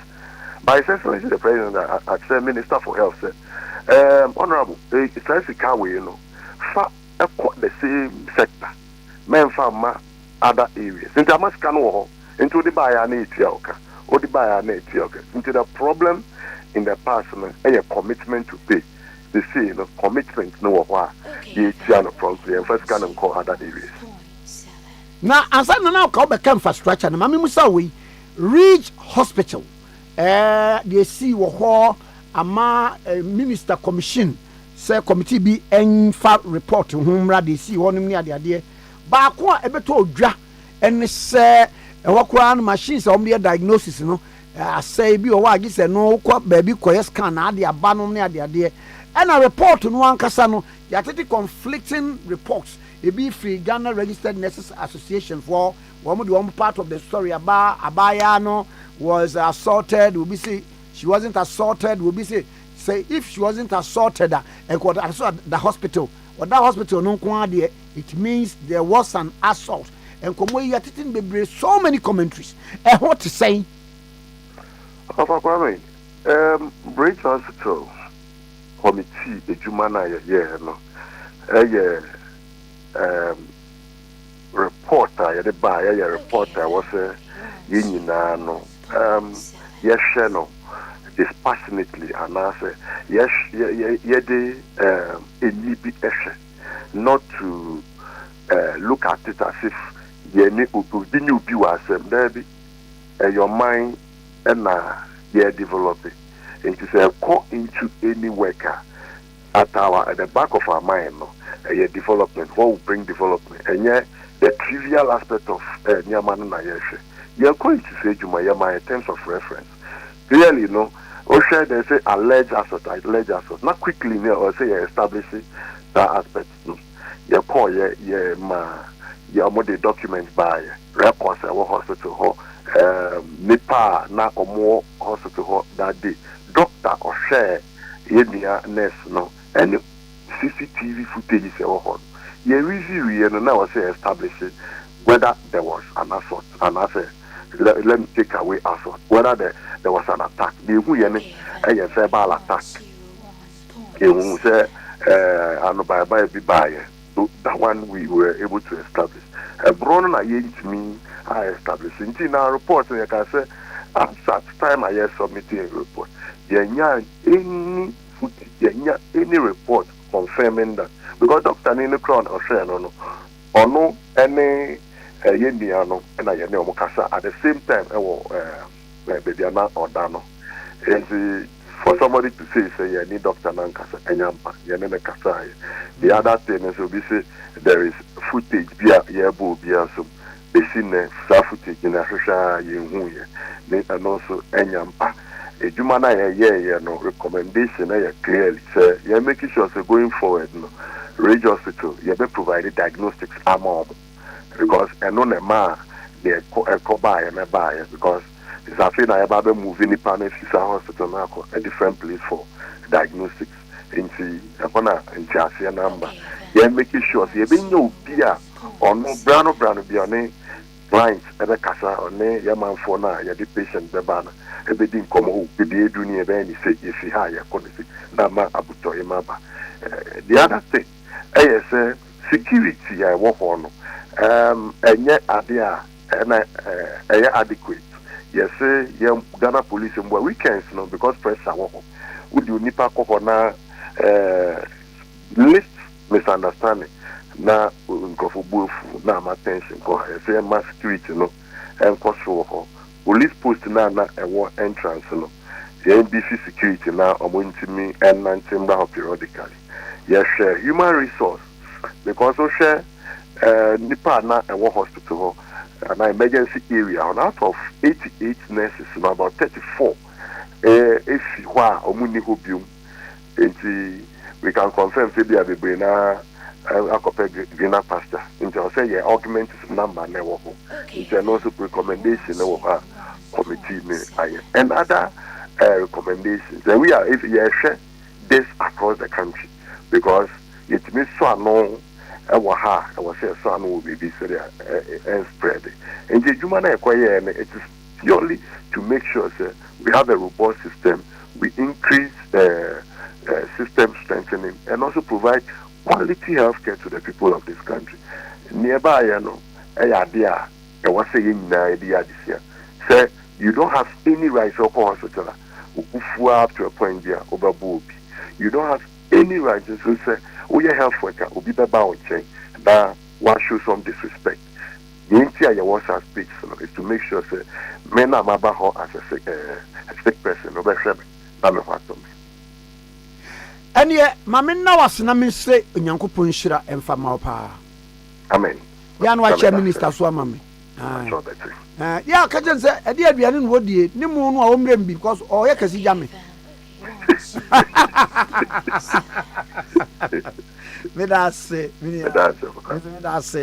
Ora Tony Goodman, a PRO Ministry of Health, and a night drink. Okay, 101.7 so in the Yankwa anymore than Mammy Faway and Fempacho Echo Bank say. One of the if we are say any one was say, if we are son, the beer as son, Canepa Ukuta phone tell the trade now wow no ga. Can you ukuta Camilla phone, Missy dear bay, Camilla phone, and now you're tough. And then in there to trim and name phone so it may be bree. Sapa pepe and a Echo Bank here. Echo Bank and Swassan. Digital bank in 30 years in one of the buyer. Mokaya Echo Bank phone at the mobile app buyer. Echo Bank phone at the Echo Bank pay buyer. Echo Bank phone at the express points buyer across the country. Say you were AI regime. Why the name Ochina the Abeba? Then so Ade ba akope na esesa eno ne Echo Bank. Se brebia kono was san ho na wotimi aboa wa ma bank ni dwumadie no aya mmere amaw. Echo Bank, okay, Echo Bank, and why so a better way to bank your way, a better way to bank your way. Echo Bank, the Pan African Bank. So whoop a bank, be no medi juma padia, and you're not a Echo Bank, Echo Bank, Echo Bank, Echo Bank, the Pan African Bank. Okay, 101.7. So any na Ekomobebre wo you bet to me so edi Ekomobebre wo na echina de yesi ho akwakutre pa no the edaya nimu akwatia by elections akwatia by elections na ye wo mesomra ye ba afi ye de enkoma ahodo so ebesom so. Okay, FM 101.7. The luckiest everywhere for everyone. Day, Mintinka Kekeo, Miniman Kasa, if you say the luckiest season 3 at Sayaba. Afe mami chew a kwanya obefa so nye wo ticket but star 712 hash na di ehihye no so to wo ticket ana se ko internet no so na bo theluckiestafrica.com se bia mia community ticket no so na you would lucky number wo betumi so ama system na eyi ama chere ahia wo pese wutua every 1 Ghana cedi kosi 5000 Ghana cedi wo betumi mpo ato ticket no ama obi foforo ye obi hero wo pese wutua enye den kra sa wo Ghana for mobile money tua na sa wo amanone dia for bank card tua ticket baako ebo sika no ho empay ahanum 500 times we ye massa ye pe there will community de benyanso betimi aye emoho edu 10 times inti yen kambom na yen lucky na lako bebia Shamo hoso enye ma wona wondi infiedu watching luckiest jumedie yi enele imrata chire wo Caritas lottery platform no so. Okay, FM 101.7. Okay, FM 101.7. The luckiest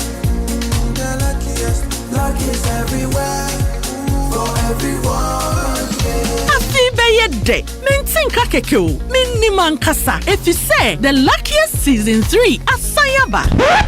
Afe mami nche ekwan a obefa so nye wo ticket but star 712 hash na di ehihye no so to wo ticket ana se ko internet no so na bo theluckiestafrica.com se bia mia community ticket no so na you lucky number wobetumi nso ama system na eyi ama kire ahia wo pese wutua every 1 Ghana cedi kosi 5000 Ghana cedi wobetumi mpo ato ticket no ama obi foforo ye obi hero wo pese wutua enye den kra sa wo Ghana for mobile money tua na sa wo amano ne dia for bank card tua ticket baako ebo sika no ho empay ahanum 500 times we ye massa ye pe there will community de benyanso betimi aye emohu edu 10 times inti yen kambom na yen lucky na lako bebia Shawo hoso enye ma wona wondi infiedu watching luckiest jumedie yi enele imrate chire wo Caritas lottery platform no so. Okay FM 101.7. Okay 101.7 so ni yeda so ewo adwa so de tim na enkoma wo do ne yabobo ochena ba ko ditin man pa eye akwatia by elections na hwan ena be we ne ya titi bi ebi mu kra se wo mo se ekoba se and this is what we need on be resign yewura ese edu nketia so aka wo so wono de ade ba akopɛ no wo hwe animu se wo kyena wo mbeto awie no na ne candidate lawyer bibi wadi nkonim na ode no eba enkran ode no ba ya wonyina ba bia straight to no ba bamba bi wo se babe shira kwere mam na ya he said ye enso edweye anano minimu di nkomo bi na enkoma minimu di ye no Okay FM 101.7. Yuoko Special Prosecutor Attorney General ene ada eyido mo ka ho no wo se bia ye bo bi ko adu yesi bia o man sika afa ne nsa ase wakoye se oh na ho din bi aba kikiri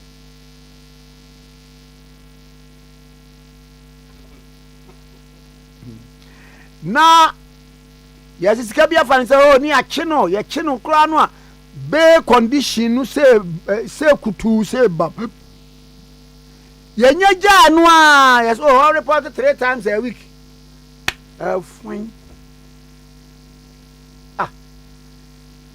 montiasa cha wonte ho hwi biu afei me kai se oro afo enso kra ye niema bi wo mo afo ma saase wo mo adi wo mo susu adi o ma sika anum ne ade book kase de koma mampani oro anu emu na eja kujeto abrakwa ono din de akwakọ di foreign minister we nso de wode nam ha we de wode nam ha domelevo wono nso kra ya no de ben bo chairman ema yiwe kombo a wono nso de ne de wo ho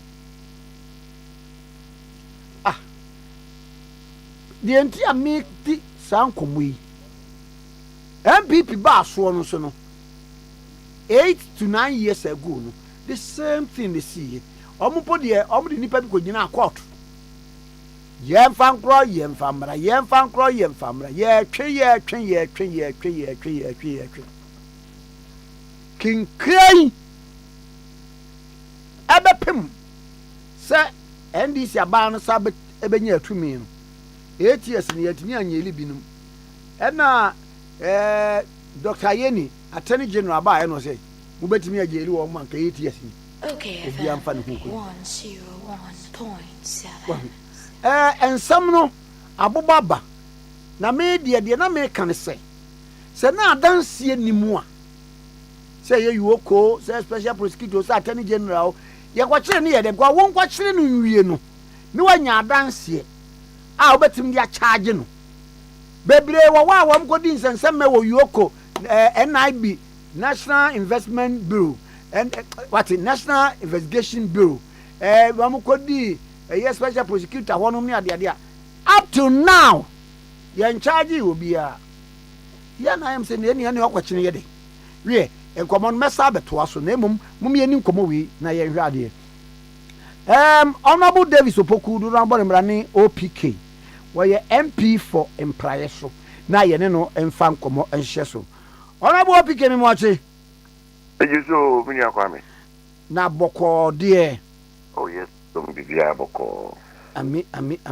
Okay, FM. na maba wo nkyɛn anɔpɛ yi a yeah wei deɛ ɛyɛ nkɔmɔ na mebusa na nkɔmɔ a mebusa no ɛne sɛ mo party no yɛsɛ obiara mmɔ ne ntoa na campaign a obiara yɛ no it should be devoid of insinuations ekutiabɔ nom ne deɛ kɛka ho na nano yehunu Honorable Dr.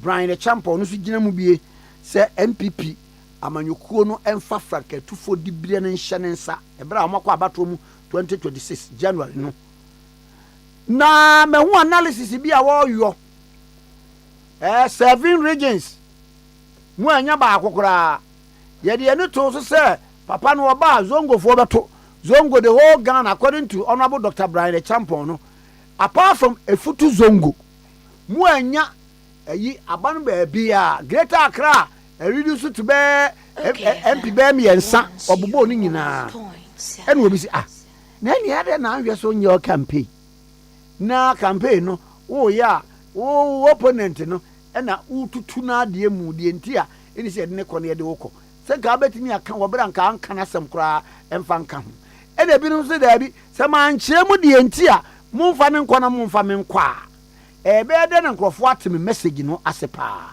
enkomo yi ete osɛn ye Kwame didn't come and now as we be akonya de mami na de to so mi no mo MPP fo nyina abaso hwɛ campaign ya no akotia nyame ya duma otra yenia solo akotia fo ko hwɛ na mo nyam na mo to ba ma no ade a nika campaign ya ye se bi otra ne bom pa se bambofo no ebo voters no ban na obi e bu abetu na aba Judicial ni pandodo no beto abadia na kopando nti MPP bewe ni abano wa kwatia election 101 masire obi biara ya kwatia ni bia onni ko no kra na auto aba wo ho no imra ye motwi na ye nkwa kwatia ye nko kire agene astudio bedi constituency nenim come 25 year woman because of minia and kumi ewu no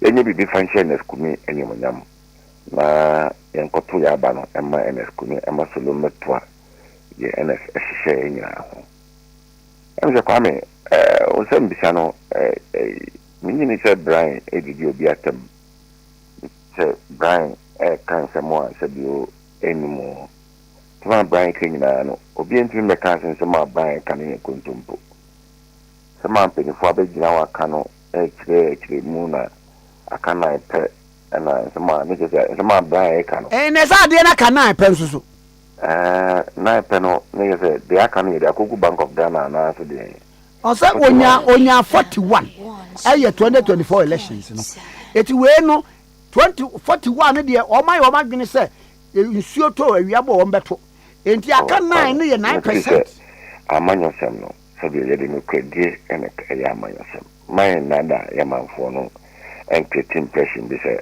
41% maybe akoto that commission for bank more said you here and so the 9 the count baby our penina na the bank kufado occur 2008 election first one only over 49% on your mama call in 2012 only 47%. There is a vote in the by 2%.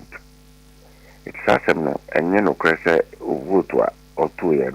There are two babies say akana pe you know yes I make say oh yeah adane election no into trosemne no so the mobia but my Brian can the benye no pena oka about the qualities let's mama party ma we dia ma party so you be any no say Brian no na ho brasia en you know party no say you Janako to Mutobe chief of staff or party head office.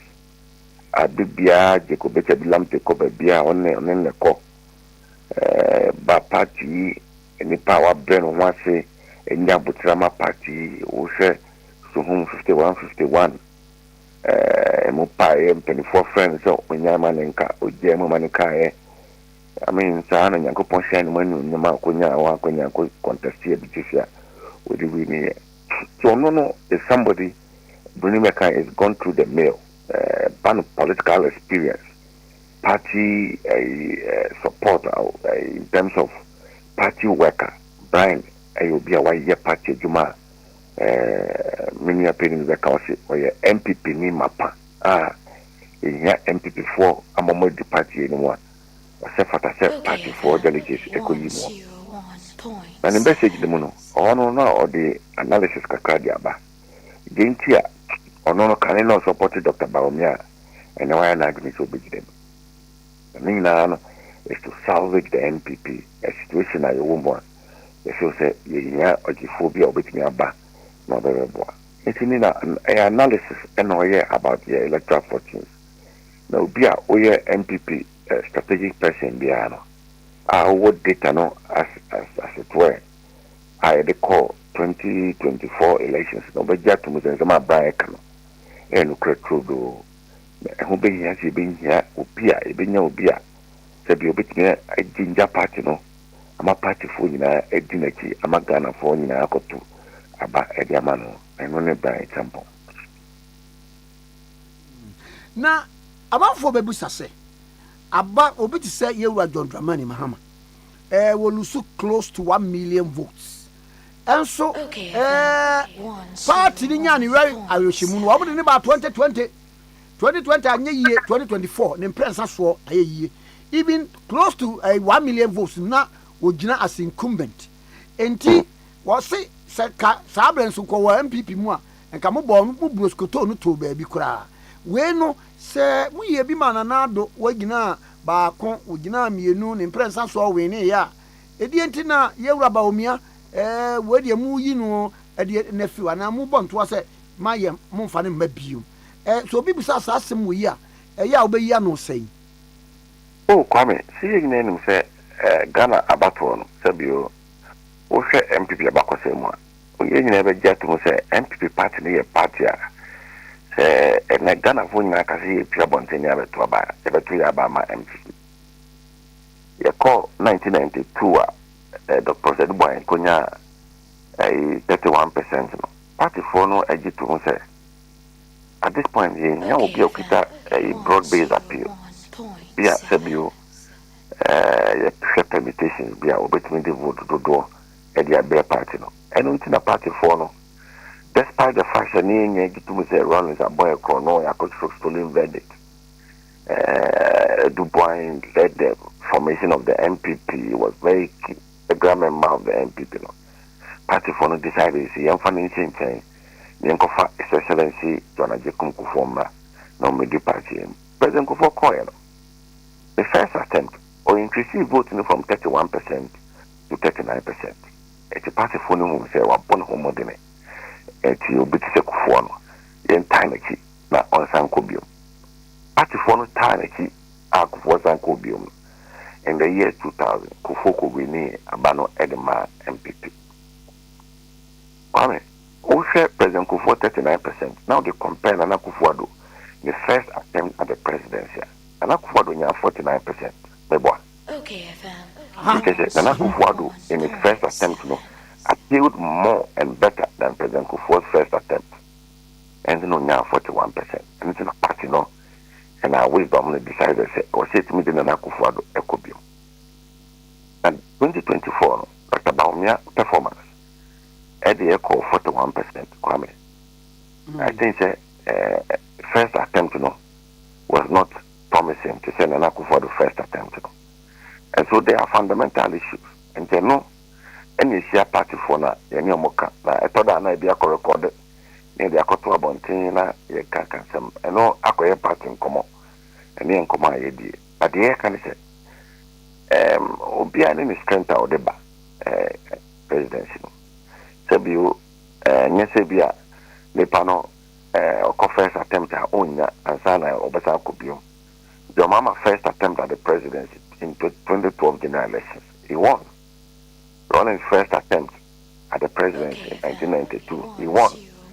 And there's no excuse. See a new person, Baba.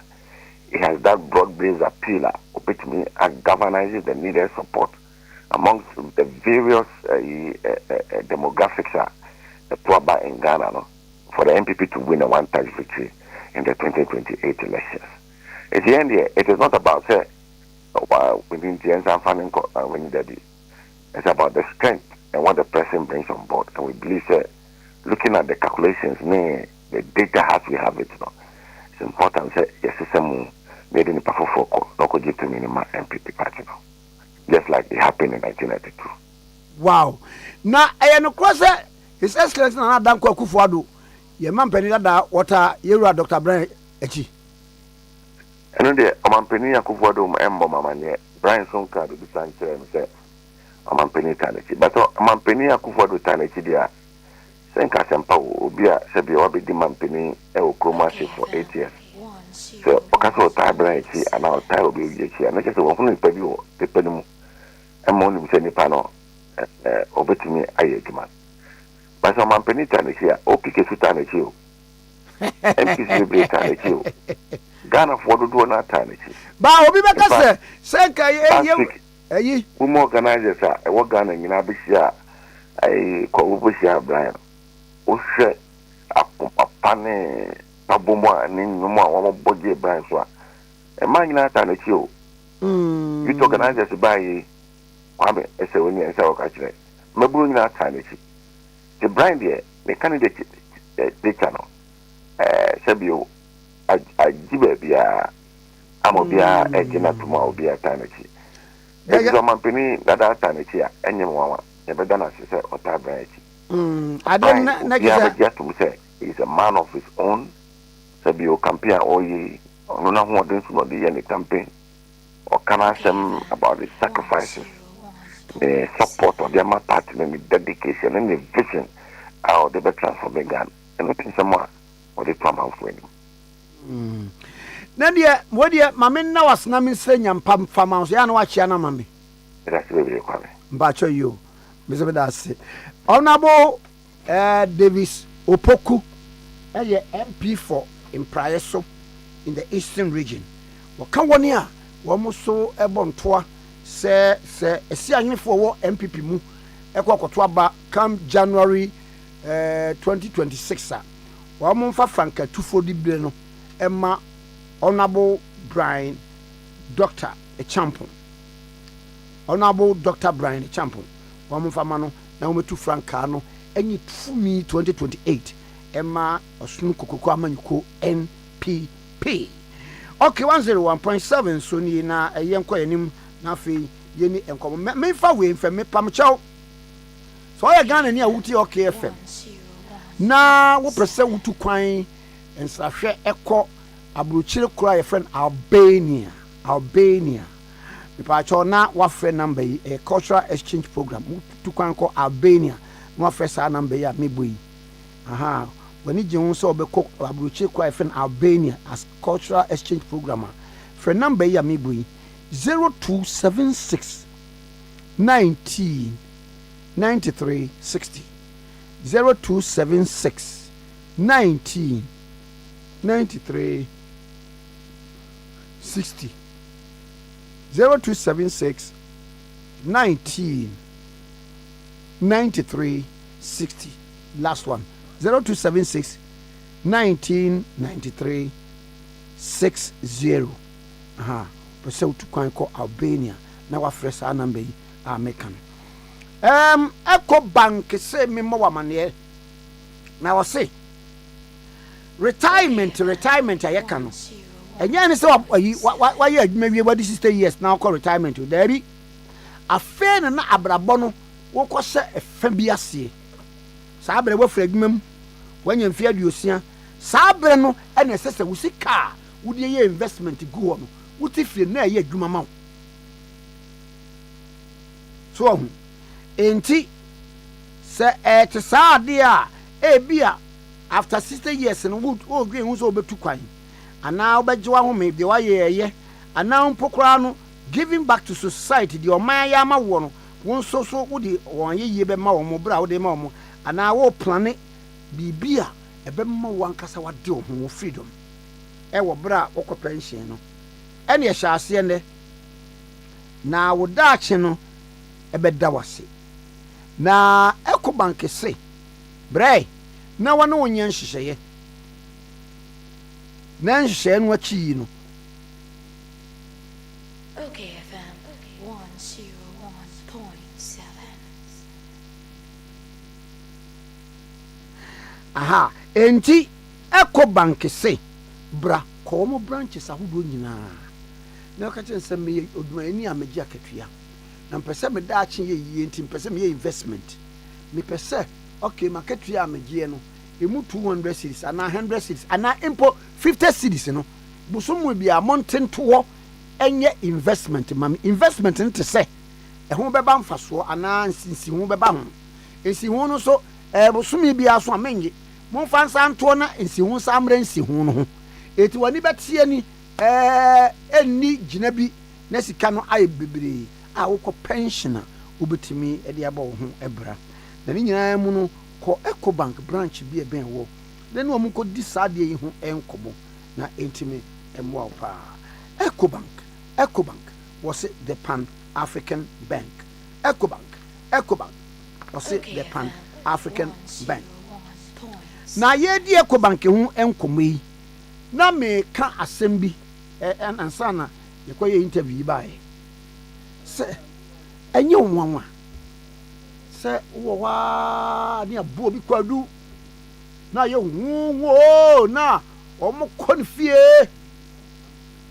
ni action ye naba na yaka weni ya hwemu ya hwese de ne be kokko be ye na omode yaba se wa yesa afi obatia efun ye nchaagi nipa no ye hu se na kogina court bio no an se di ba court ne ba bie na nsai mu ka se ye kwachi chama wuntumi ye kwachi chama wuntumi ka se Ghana for mu sori o jo mama wa be dia ba ntimi nya Ghana ni ana Okay, FM. edini sa ati zem ya nti bibia biom ampam de Ghana for sori mu ka se sabre no ko e kire no MPC no kwakotena fom mu so yese mo nsori mu ko yeso an makotena fom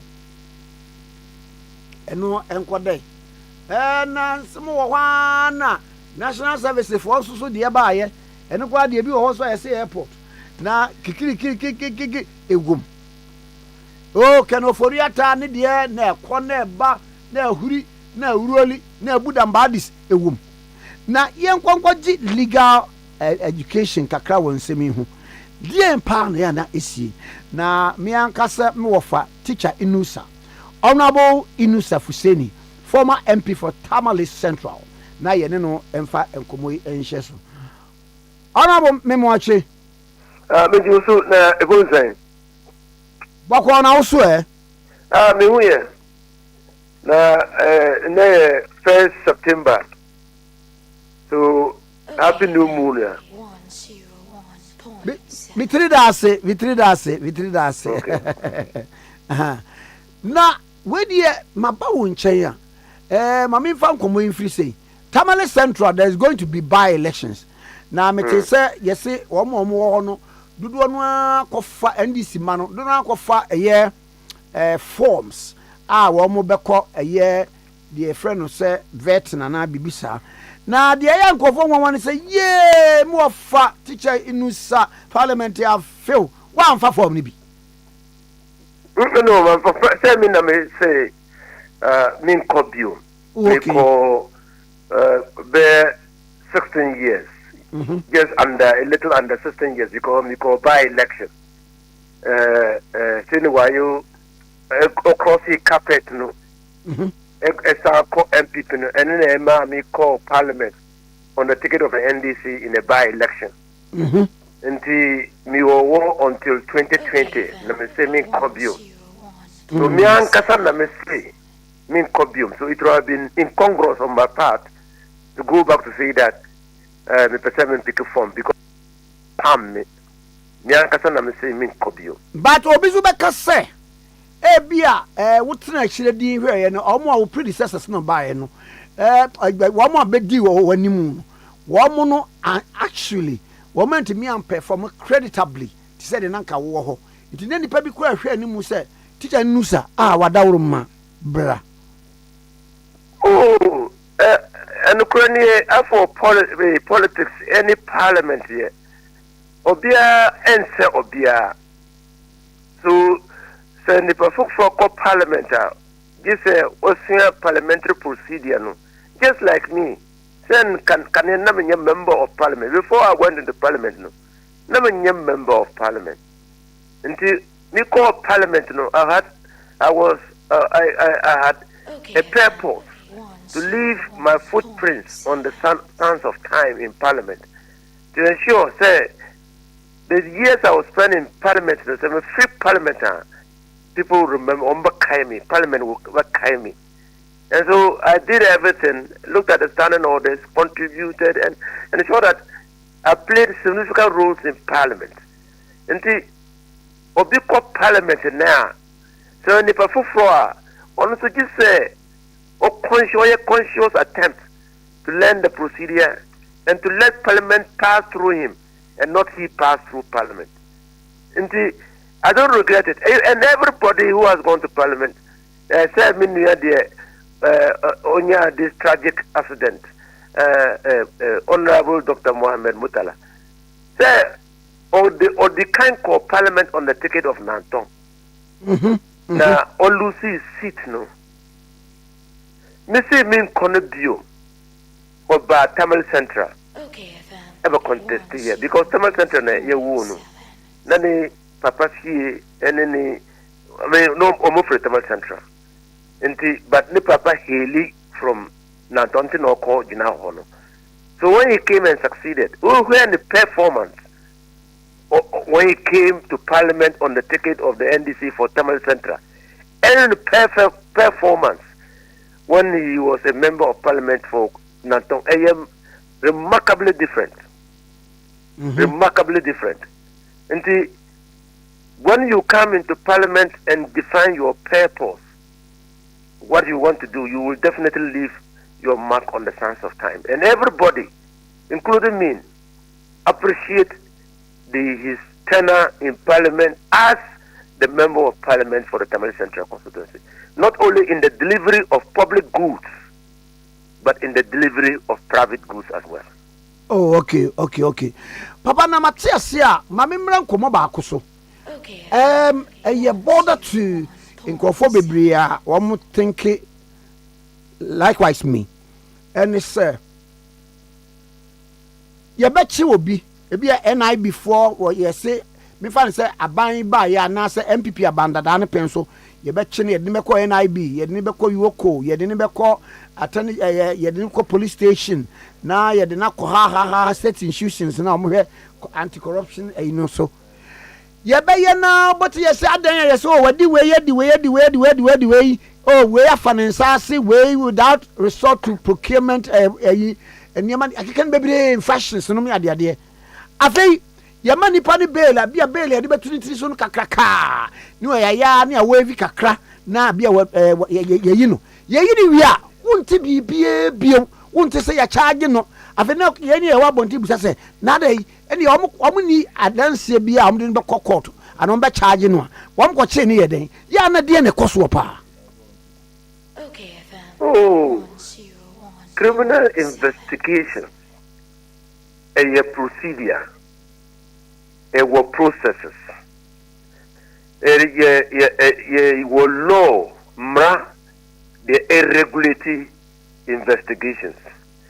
Your they are protecting the rights of citizens, and in the Constitution of the Republic of Ghana. Article 5 of the Constitution is very, very important in this discussion. Say, ye chi obi, ye detain obi, ye restrict obi on the basis of the fact say ye may say why ye boni etia oman. The first cardinal law is that when timin detain, restrict or arrest nipa krono for 48 hours without bail. Okay, FM. Or making adequate provisions to bring him before the courts. And that is a limitation on the power of the investigative bodies to continue to hold that person. So you must release that person on bail or release that person on condition that he will attend further investigations or attend court. Or say within the 48 hours one who any offense they were created were committed, you must release that person unconditionally. Unconditionally say what being say okay, yeah go. Now say you release or be unconditionally. That is say you release or be on condition that Obasaba you must put in place structures, mechanisms to ensure say Obasaba and on the bail no. So you are releasing that person conditionally.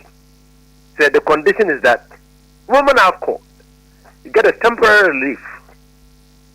Now Oba posti bond, Oba posti bail, and say what postia and yes asamno ya wie.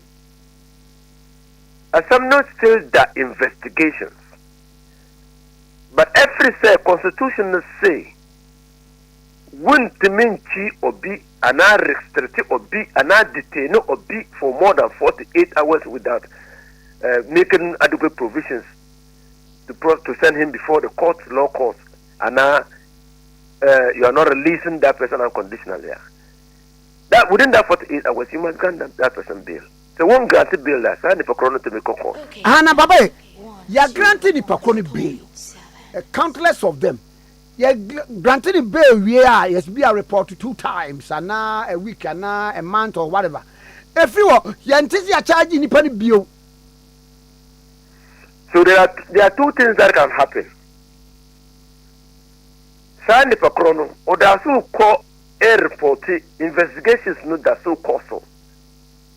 But sign the Pakrono on per se or bianti se or report periodically or cooperate with investigation and a DB coso.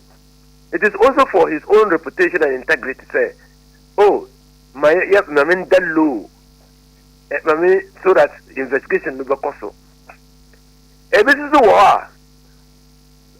Omunya the initial inclination say Obiaye Bonnet and arrest that person and take that fellow through motions, they take the caution statement and those things. That will interview him. And what we call conference, any conference with him, no? That will lead to other investigations until a prima facie case has been made by the investigators, and they will charge that person. Until say and it is not that that person will immediately go before the court unless it's a strict liability offense. Say a strict liability offense, say why Bonnet? This one, there's no defense. Why Bonnet? But most of the cases that these investigative bodies are investigating, and yes, strict liability offense. And offenses that have to be investigated, a docket prepared, a set of facts on which the prosecution will rely on will be built, the ingredients of the offense will have been established, and prosecution will be quite assured, rest assured, say, so Moko Kota, to be a conviction before they can take the matter to court. Now, Lord, back what me Busani say, Yenim say yen judicial system near adversarial. And it say prosecution no enya enema a sumboa adan na saa brɛ no ɔkɔkye no in the first place afei too nipa na wakye no kora ba n'animu no wontumi nka sɛ ɔno na provide evidence for you to prosecute that person ɛyɛ wo na ɛsɛ ɔkɔ find the evidence no na wonya ne nyinaa ɛneɛ na akye no yɛ dɛn anaasɛ na bia wanhwɛ a wobɛnya evidence no nyina na wadwane so me no yes sir and yes sir what you know in anticipation of evidence investigation yes sir that would be a breach of the human rights now and you will be weaponizing the police service or the police powers into yes sir. Okay. The second thing is that the which you know only obligation to help you to get evidence only our obligation. The obligation to look for the evidence is always on the prosecution, and in this case on the state. Now, say before investigators there have been some information that would have come to them say Papai and Mami tam the owo abenjuman or ye say ni say no need to me say on yes sir and on yes sir no there was no basis for it. That's the information the investigative authorities will receive. Nti omonya sa information no on the face of it boni. So say obviously we are adedi with that authority. Authority no wo any investigators no. Nti investigators no omonim unya authority but the charge is that or the information is that we know that authority. And so they invite you. Say on so and so date you did XYZ with that authority. Say who authority? No, the authority. You call cabinet. And it was a cabinet decision, sir. Yes, sir. This is the cabinet memo authorizing me to do what I did. Any can they proceed on that offense again? No. But information the ever or first no is that you didn't have authority to do it. But you are in yes, I will pen out the year. A cabinet a direct here. And now almost see why I did with a parliamentary approval. But when you have parliamentary approval. So and when you say I didn't win your parliamentary approval, but or more investigative and establish say when you have parliamentary approval. So they say, oh, you did this, you sent you obtained a loan from SYZ with that parliamentary authority. So you produce your parliamentary authority. It's parliament that authorized me to do what I did. Now say now say oh nay media man kodru ho asimesi no ye asem no media me because it's public office. I only entered the office after Asumasi left, and so when I was not part of it. So the investigation will have to go to establish when was it that you entered the office. So so much within 3 hours and 8 hours they let you go. It's not say they are freeing you because what can assembly? Okay, you are raising a matter that clearly shows that no one knew you can't be responsible for that offense. Almost so nisa and nim de office no. Nim so they will have to let you give you bail so that they will investigate to establish exactly what time you went there and those things. So never be brave say and that is why they give people bail to go and come back. Or resist it is called in law alibi. So I raise the alibi. So constitution you are free. They have to go and establish a someday who can and cry ananya no. Okay, FM. I see. And tina ya na e man yes na what ayi teacher deeper in criminal cases, in most cases to secure conviction. Wrong. Manti question here. In most criminal cases to secure conviction. Wrong. Oh yeah, I mean, so you criminal conviction. You don't prosecute it at large. Every offense has ingredients. Testing emu. Yetimi de ye emu tuo. Yetimi de ye jollof. Yetimi de ye rice water. Yetimi de ye plain rice. Yetimi de ye fried rice. Yetimi de ye vegetable rice. So every offense has its ingredients. Okay. Nti who charge obi with an offense, you must make sure, say, the ingredients of the offense have been proven. And in court, we will need evidence to establish the ingredients of the offense and the culpability of the accused person. Okay? So, and that establishment of the ingredients and the culpability of the accused person must be beyond doubt. But mind you, every criminal prosecution is a potential violation of the rights of a person. So that's why the standard is higher. So you must do it and you prove the guilt of that person beyond reasonable doubt. So one time and lead the evidence to establish the ingredients of the offense or the culpability of that accused person. That accused person said, "Who will evidence now?" Is entitled to make a submission of no case. So, because almost there, one can't be offense. They will charge at the end, it is not part of the ingredients of that offense. So, offense there will charge it's not no. At the end, any offense they are parallel. Okay. And now all the evidence you have led doesn't establish say the person you are charging for the offense or no, yes, and the law, the courts have no speculative jurisdiction.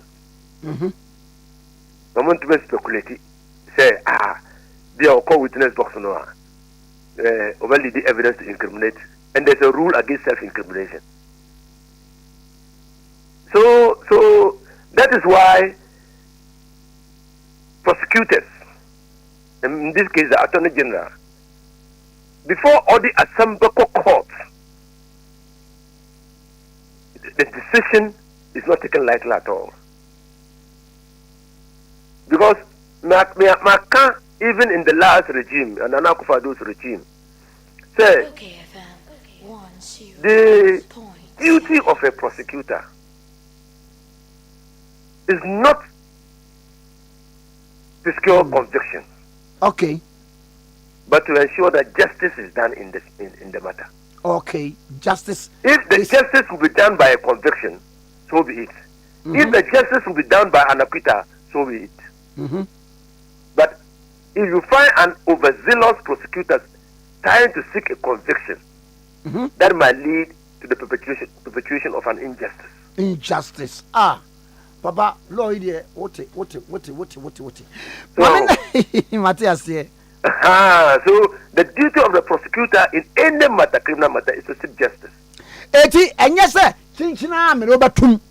No. Papa, what is the justice? So the prosecutor's case is coterminous to the case of the state. Oh, okay. And now prosecuting on behalf of the state. So, what is the justice of the matter? Almost obia disika pim yensika. So you are prosecuted to ensure say sikanan kai wo ho you must see hospitals, you must see schools, you must see make roads, you must see all this canonti yen nyina no deprive you of such amenities until you want justice for the people. But if in court one to man show you say sign for no this, the justice requires that person, that accused person, be let go. Because going to be punished for an offense he has not created or committed. And so that is how the criminal jurisprudence works. Oh, okay. Honorable, you better say no pay. And that's it. Mr. Bedase pa Honorable Inusa Fusaini and or the legal thoughts amayen and pay sano. Now was it the prosecution must see say justice is delivered. Nye na the three muponi say prosecution say changina I must secure conviction. Okay, 101.7 so any na yebakwa anim na fe enkoma ahodo e ho no ye ne nyina so ahihye so. Okay, 101.7 so ni na mame fa emfam na fe ye nto aso wose Ghana for mmamu nyina mane se adwadie bi be koso meka ye fe ne fe na ye de niemba beguwa beton na eniema no nyina ye made in Ghana goods eniema ye ne ankasa Ghana ha ya ye ene ye ba beguwa aton ye fe no osagefo made in Ghana fair na Ghana ye ready so osagefo made in Ghana fair no this year no a bigger and better and a more special ye nyina ye hia osagefo Dr. Kwame Nkrumah ne birthday no me amena na ne birthday no aha ye nyina ye be hia na afei ye be hia ba bi ba ko a woni a eye Ghana niema ahodo de beba ene ye ne so ayekoto Ghana niema ahodo ne ye nyina ba beto bra na behwe niema ahodo a eye Ghana fo ankasa ye de ensa no aye goods and services hwe wo abaka se bibi enkoso nanso niema koso pa o de bi wo akwa se sei wo abaka se bibi ye nuro ebi ye nuane ebi ye niema ahodo abaka se nye ne ye na who the latest in Ghanaian fashion no traditional way ahodo ni nyina ba wo ye nuane a ye ne ankasa ye local foods no drinks no afei de organic produce ye ne ankasa ne ye afei be hu niema ye fan handcrafted artifacts ye de ensa adi adwini aye enkonya furniture ye ne aye home decor ahodo a ye Ghana for na aye fe penso a wo yin asa obakra bibia akra fira buruchiri e de aba. Now it's more than shopping. Now we a celebration of our heritage. The yen nananum de ma yen edija yen so abeto aso aye amana ye yen aye die mu no e na ye display. Na ye de ahye o Sergeant Dr. Kwame Nkrumah eni so ade hunu a o hye ase se Ghana ese de ho a self-reliant Ghana. Enti kai calendar no na fa abusuani nyina bra weekend no ubenya fan ubenya amamre enwom na fe wani agye ho so ye Ghana ni na ye frɛ no osagefo made in Ghana fair Friday September 19th Friday September 19th we in free one na say aka na fu adumotwe na de ekwa kopim 21st September 2025 9 a.m. anopa na ya sha ase ne ediginemu a kopim 8 p.m. Kaise the beautiful Kwame Nkrumah Memorial Park any museum no a hona sade be koso Kwame Nkrumah Memorial Park any museum no sana niema ni nyina so e be koso enti kaise event is organized together with the Ministry of Trade and Agribusiness Industry. Kwame Nkrumah Memorial Park and a museum W.E.B. Du Bois Center museum ho and o makambu ma omudi dwumadi enso ebre kama pa se wo bibi a opese wo ton ani ade a na wa frɛ number yi 0597 42 33 04 0597 42 33 04 tibio 0597 42 33 04 and 0244 46 94 51 0244 46 94 51. The number we so count the third number no 0500 01 55 87 0500 01 55 87. The picture we die don't miss it. A year more than a fair, a total experience of our heritage. Inti fa hushim nenya kama pa umya umesomra yeba afei erenkomo foforo ebeto aso afei ene mibia homanwe na afei generational thinkers musomomfa musomanu disem emra 0302243529 0302243547 generational thinkers monso momachira adwene ewo enkomo a yedi wo ene umesre wada enye enkomo a yedi ewo ene eho madawroma aha good morning. Good morning. Salam alaikum. Wa alaikum salam. Gado. Alhaji Kwame Nkrumah Tikese. Gado. Ko lafiya. Lafiya lo. Na gajiya. Lafiya lo. Yankupon tira wo bebre. Anu pai mamefa kunya kasiya we na me ya me sister. Mavis Hawa Kunkin. Incoming National Woman Organizer. My mentor so Jombodu, incoming national chairman. Okay, I like you Kwame Nkrumah Tikese. Industry. Enti akotia city na beba besita Ghana Sebrana. Enti dia amanfo ye wa akotia no eye. Enne ya tra ba adia ye hunu. Ya tra hono abato de ayadinkyere o enye basa enye ntokwa enye mojafi egu ye kwose Friday na no airtime ani tank adan na Ghana dabia ye si ye kwani itu adu abato a na togo haya akura na omu ya woni die kenye Kwame hwe ene ye never country Burkina Faso President no or the 36 years. Net the Abrante ye wo Burkina. Ama me din this year or be our Becca or time or Burkina. Obia so no mu say on yiri no hun ya di mama or mine kwemeli. Na aden na ye Ghana. Aden na ye gutu gina babi ye gina. Ye best sire. The abatro de ye gina. Ma basa biamba ba ni ye ko tunu o kina ni yen tunu wasindiem ba bia ebeko bia nyankopon na wodi asi hono na basa no enye na mbesere so che ye party MPP ye nyanka bomu ni si de bia kata finu en pa biamba wo be kata pononko na da ti aye ko to abayi ni pakro no a na fi de wa sa be dina ti se mu ye campaign emra wa kasa tia no wa kasa fi mre bi ma ti se penyini bi kasa se ye sister Samira Bawumia wonye Ghana ni me hu ajiri ni ye pa na me si na nipa no onim Ghana abako semana na ye man penyin dada wonye ne be bi ko Dr. Osajifo Kwame Nkrumah ni yire mfiri Egypt Yanfrano Madam Fatia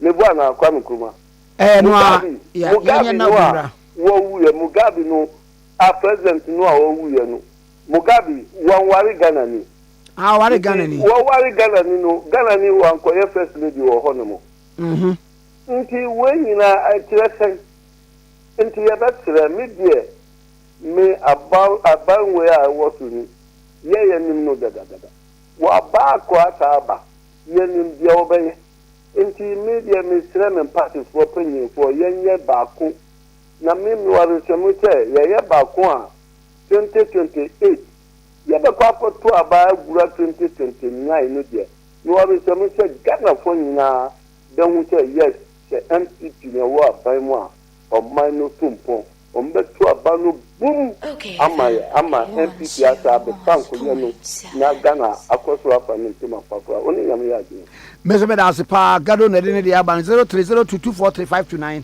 0302243547 wusu betimi abana ye ne watwetwe enkomo we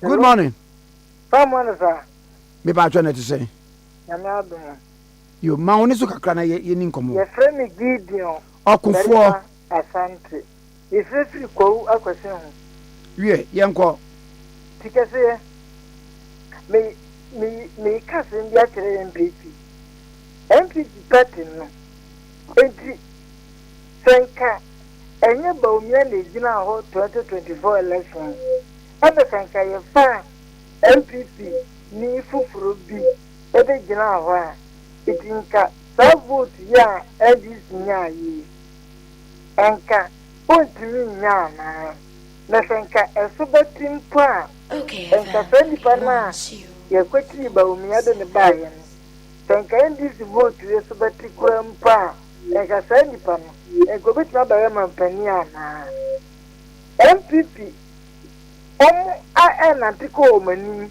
na zuru omani shobachi eno ni ade a ha wompa na omanhwe yi a ebedi wo nsonwo saa kwa 2028 next la na omunye nhu ba bi omdo omanan esi Parliamentary akotia enti akotia se yeye democracy na 1992 ba bi nei efi na dia eto aba yeto aba kura mpen wotwe ya to ama kotia nya MP eti yenhwese ni hia kotia fo no efi dia samyeni ni ahepa ne yetinya yedi ama wo tezi yese police vo mpin ene ero ma okogu akotia kuro no Tikese ubu omo ho ka ne dodo obeye sai ayi me ba cho posifo a wo mugu akwatia no police ni bia ye do bekọ akwatia se ye do ko ba gbinyiri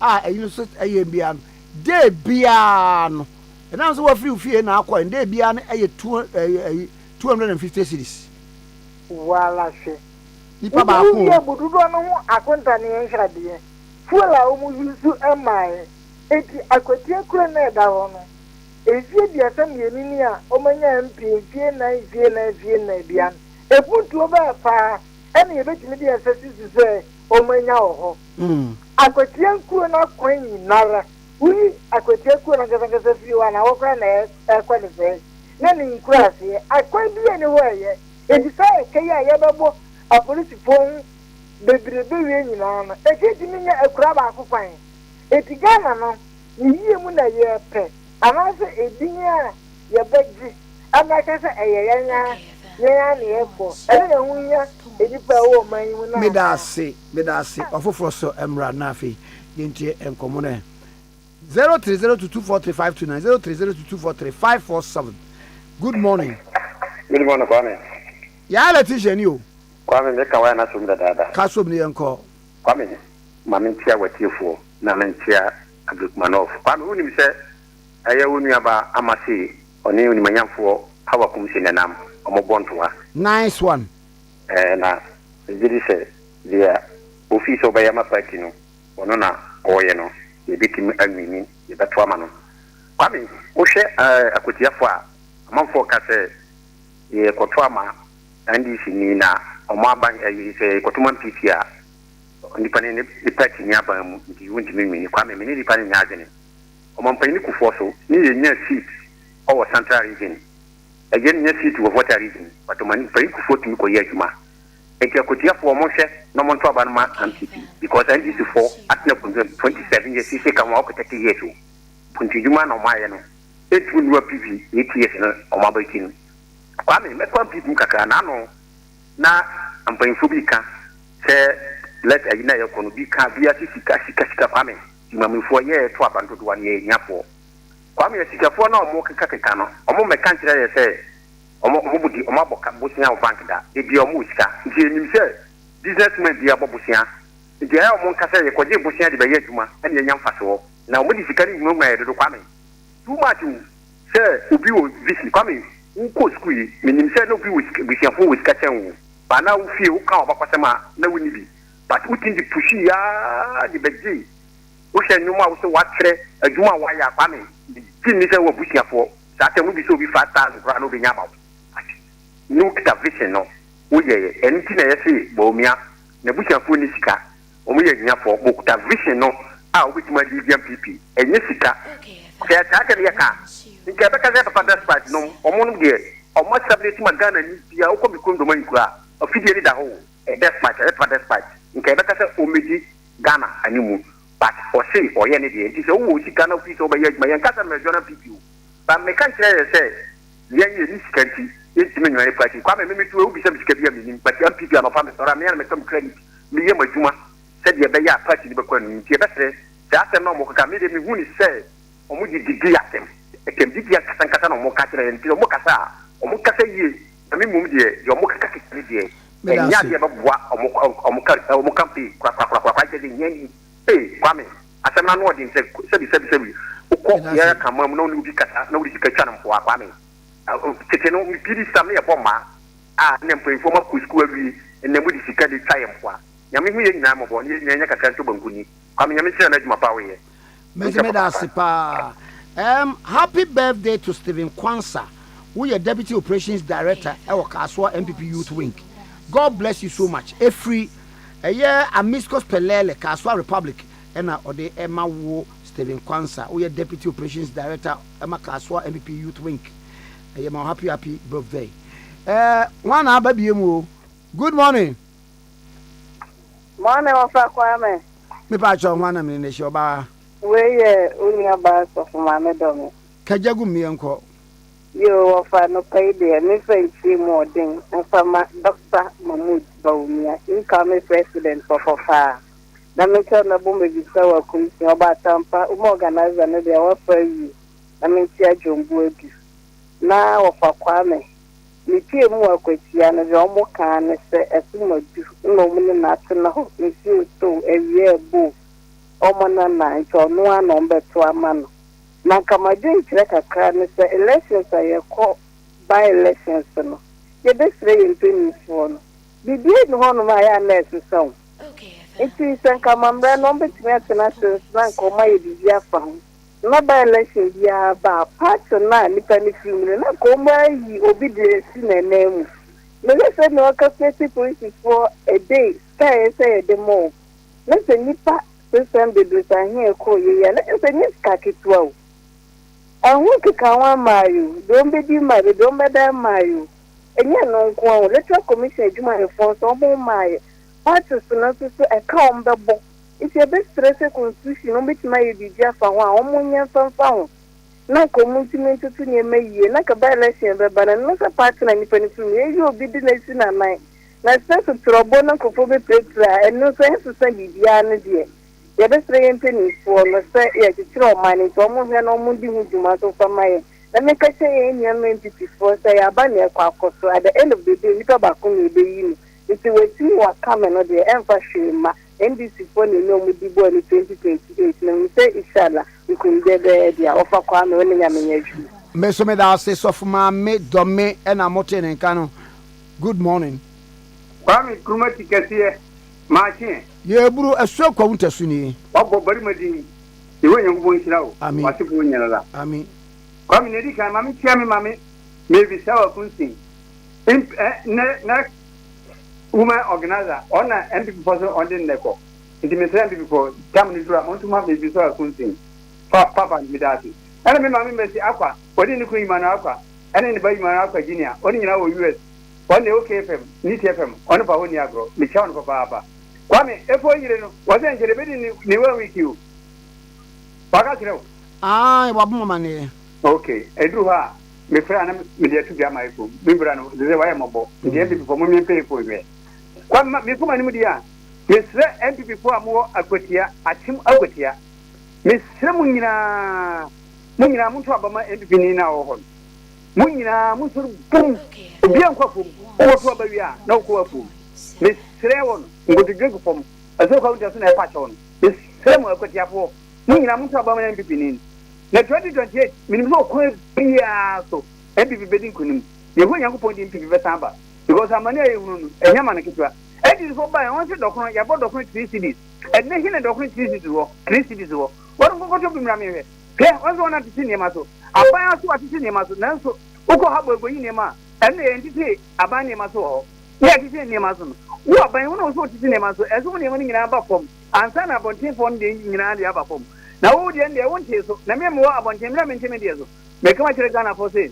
NDC at that time, pop, and I'm going to trouble money, and then here, and then here, also be on them Gromo be in 70.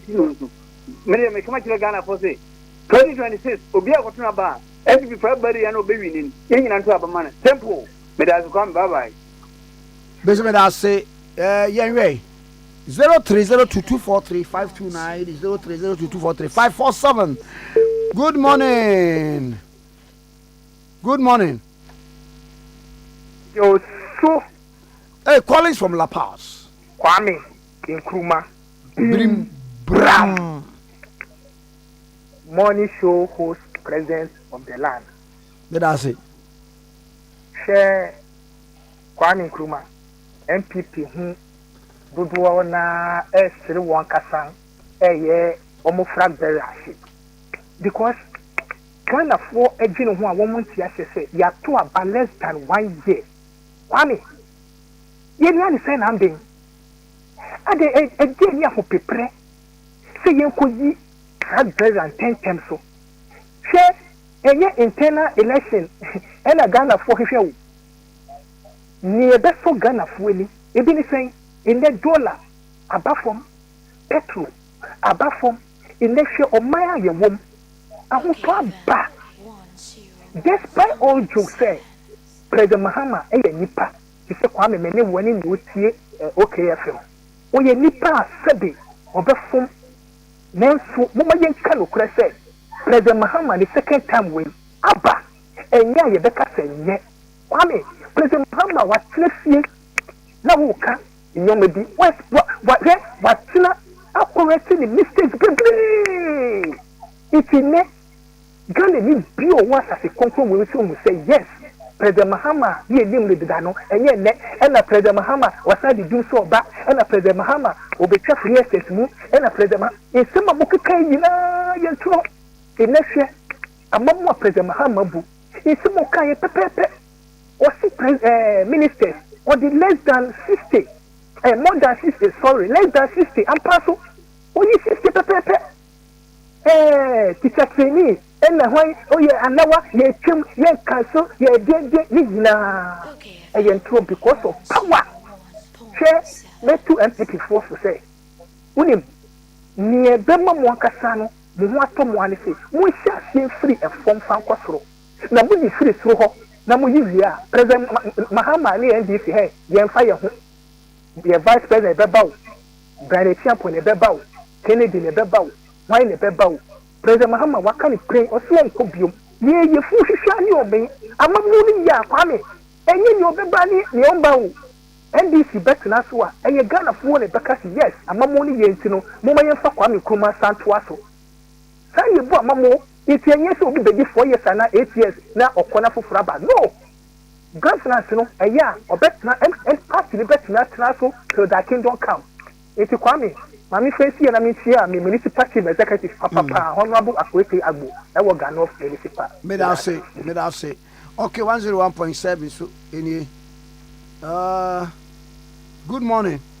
Wafa, Kwame Nkrumah Tikese new. Nana Mwakuni. Papa Kwame, where you are, Wafa, Nana Amwakwa, make us see S boy, Ewo, Ayen Suano, 120. Okay. Papa, I'll pay. Raminchi ami MP eye obadampa Ada Adwa Esidiwa ofa unu mi se atapapa okokoro gozi organizer awo ka go central atapapa ye ni atapapa ye Abiola ko for conference onya sika won reme onya sika bi asa we go so ohia omo a be kwa na awo ka go central na correct bi a wayi o papa ai minili adela ko akatre etie rubber basa ana rubber no no na de ahye ho jana jo si ono na ahye ho etie rubber sa o pa kwa me ana pay o so atumi enka no adwuma fo nyina wo studio enka ho so mami tie wa okay fam ale hello pa to so this is ene ma ayef dollar abafom ofa dollar abafom so ne me yanti ne ma so Ghana hayo enti amomo papa na omo so omo ba dollar abafom ti omo de bo omo safene no ene ma bo da so ayede e wo Ghana ha dokro yente so eba emo yanti emo so da bia wo so omo se ya te dokro so atie emo so ne hu baabi nko a ɛne sɔ nko a deɛ ɔmo kɔ market a da bia yɛate bi so a yɛn Ghanafoɔ de yɛhu bi ade kora yɛate yɛhu no yɛbɛkyerɛ ɔmo sɛ Ghanafoɔ sɛ yɛka kyɛ Ghanafoɔ sɛ ɛnisi ba a ɛnyɛ dɔm yɛde fɛfɛ bɛde bɔ abo ɔman Ghana ɛnɛ fees nyɛ ha na yɛwofo de bae no ɛnɛ yɛsɛ yɛbɛtwa school fees yɛbɛtɔ nkwa ne ntaade atwa school fees na free education a also ba bɛtoa so na also de private school ɛka ho no o de ka ho sɛ na awofo abɛbɛbrɛ ana yɛka kyerɛ Ghanafoɔ sɛ ɛmiri bi yɛ twom na nka sɛ wo na homa no ono akora endi ama no na mo akona yete ne nka no yɛde gumadi ne nyina ba wie na memfa awode enkrato yi entwam belated happy birthday to Daniel Ohene, Assistant Communications and Corporate Affairs Manager ewo Zoom Lion. If you colleagues any wadofo and one day Emma will say happy birthday Daniel Ohene, Assistant Communications and Corporate Affairs Manager ewo Zoom Lion. And now you would enjoy the day to the fullest. Sorry, now you would a belated na and then mu better in office ho. I would have ordered in our tree. Daniel Ohene, I would have ordered 1 week. We are dear more people. Yadamina say, Momo was sending me unchili Momo. Yadamasepa. Okay, 101.7. So, in ye, if I'm a radio, was Kwame Nkrumah Tikese and then Motimami Biamakwa Funka. Produce Penny Kwame Uswe do me. Yamina Munitia or Yenado. Up next, a best entertainment, Yakramu, you call.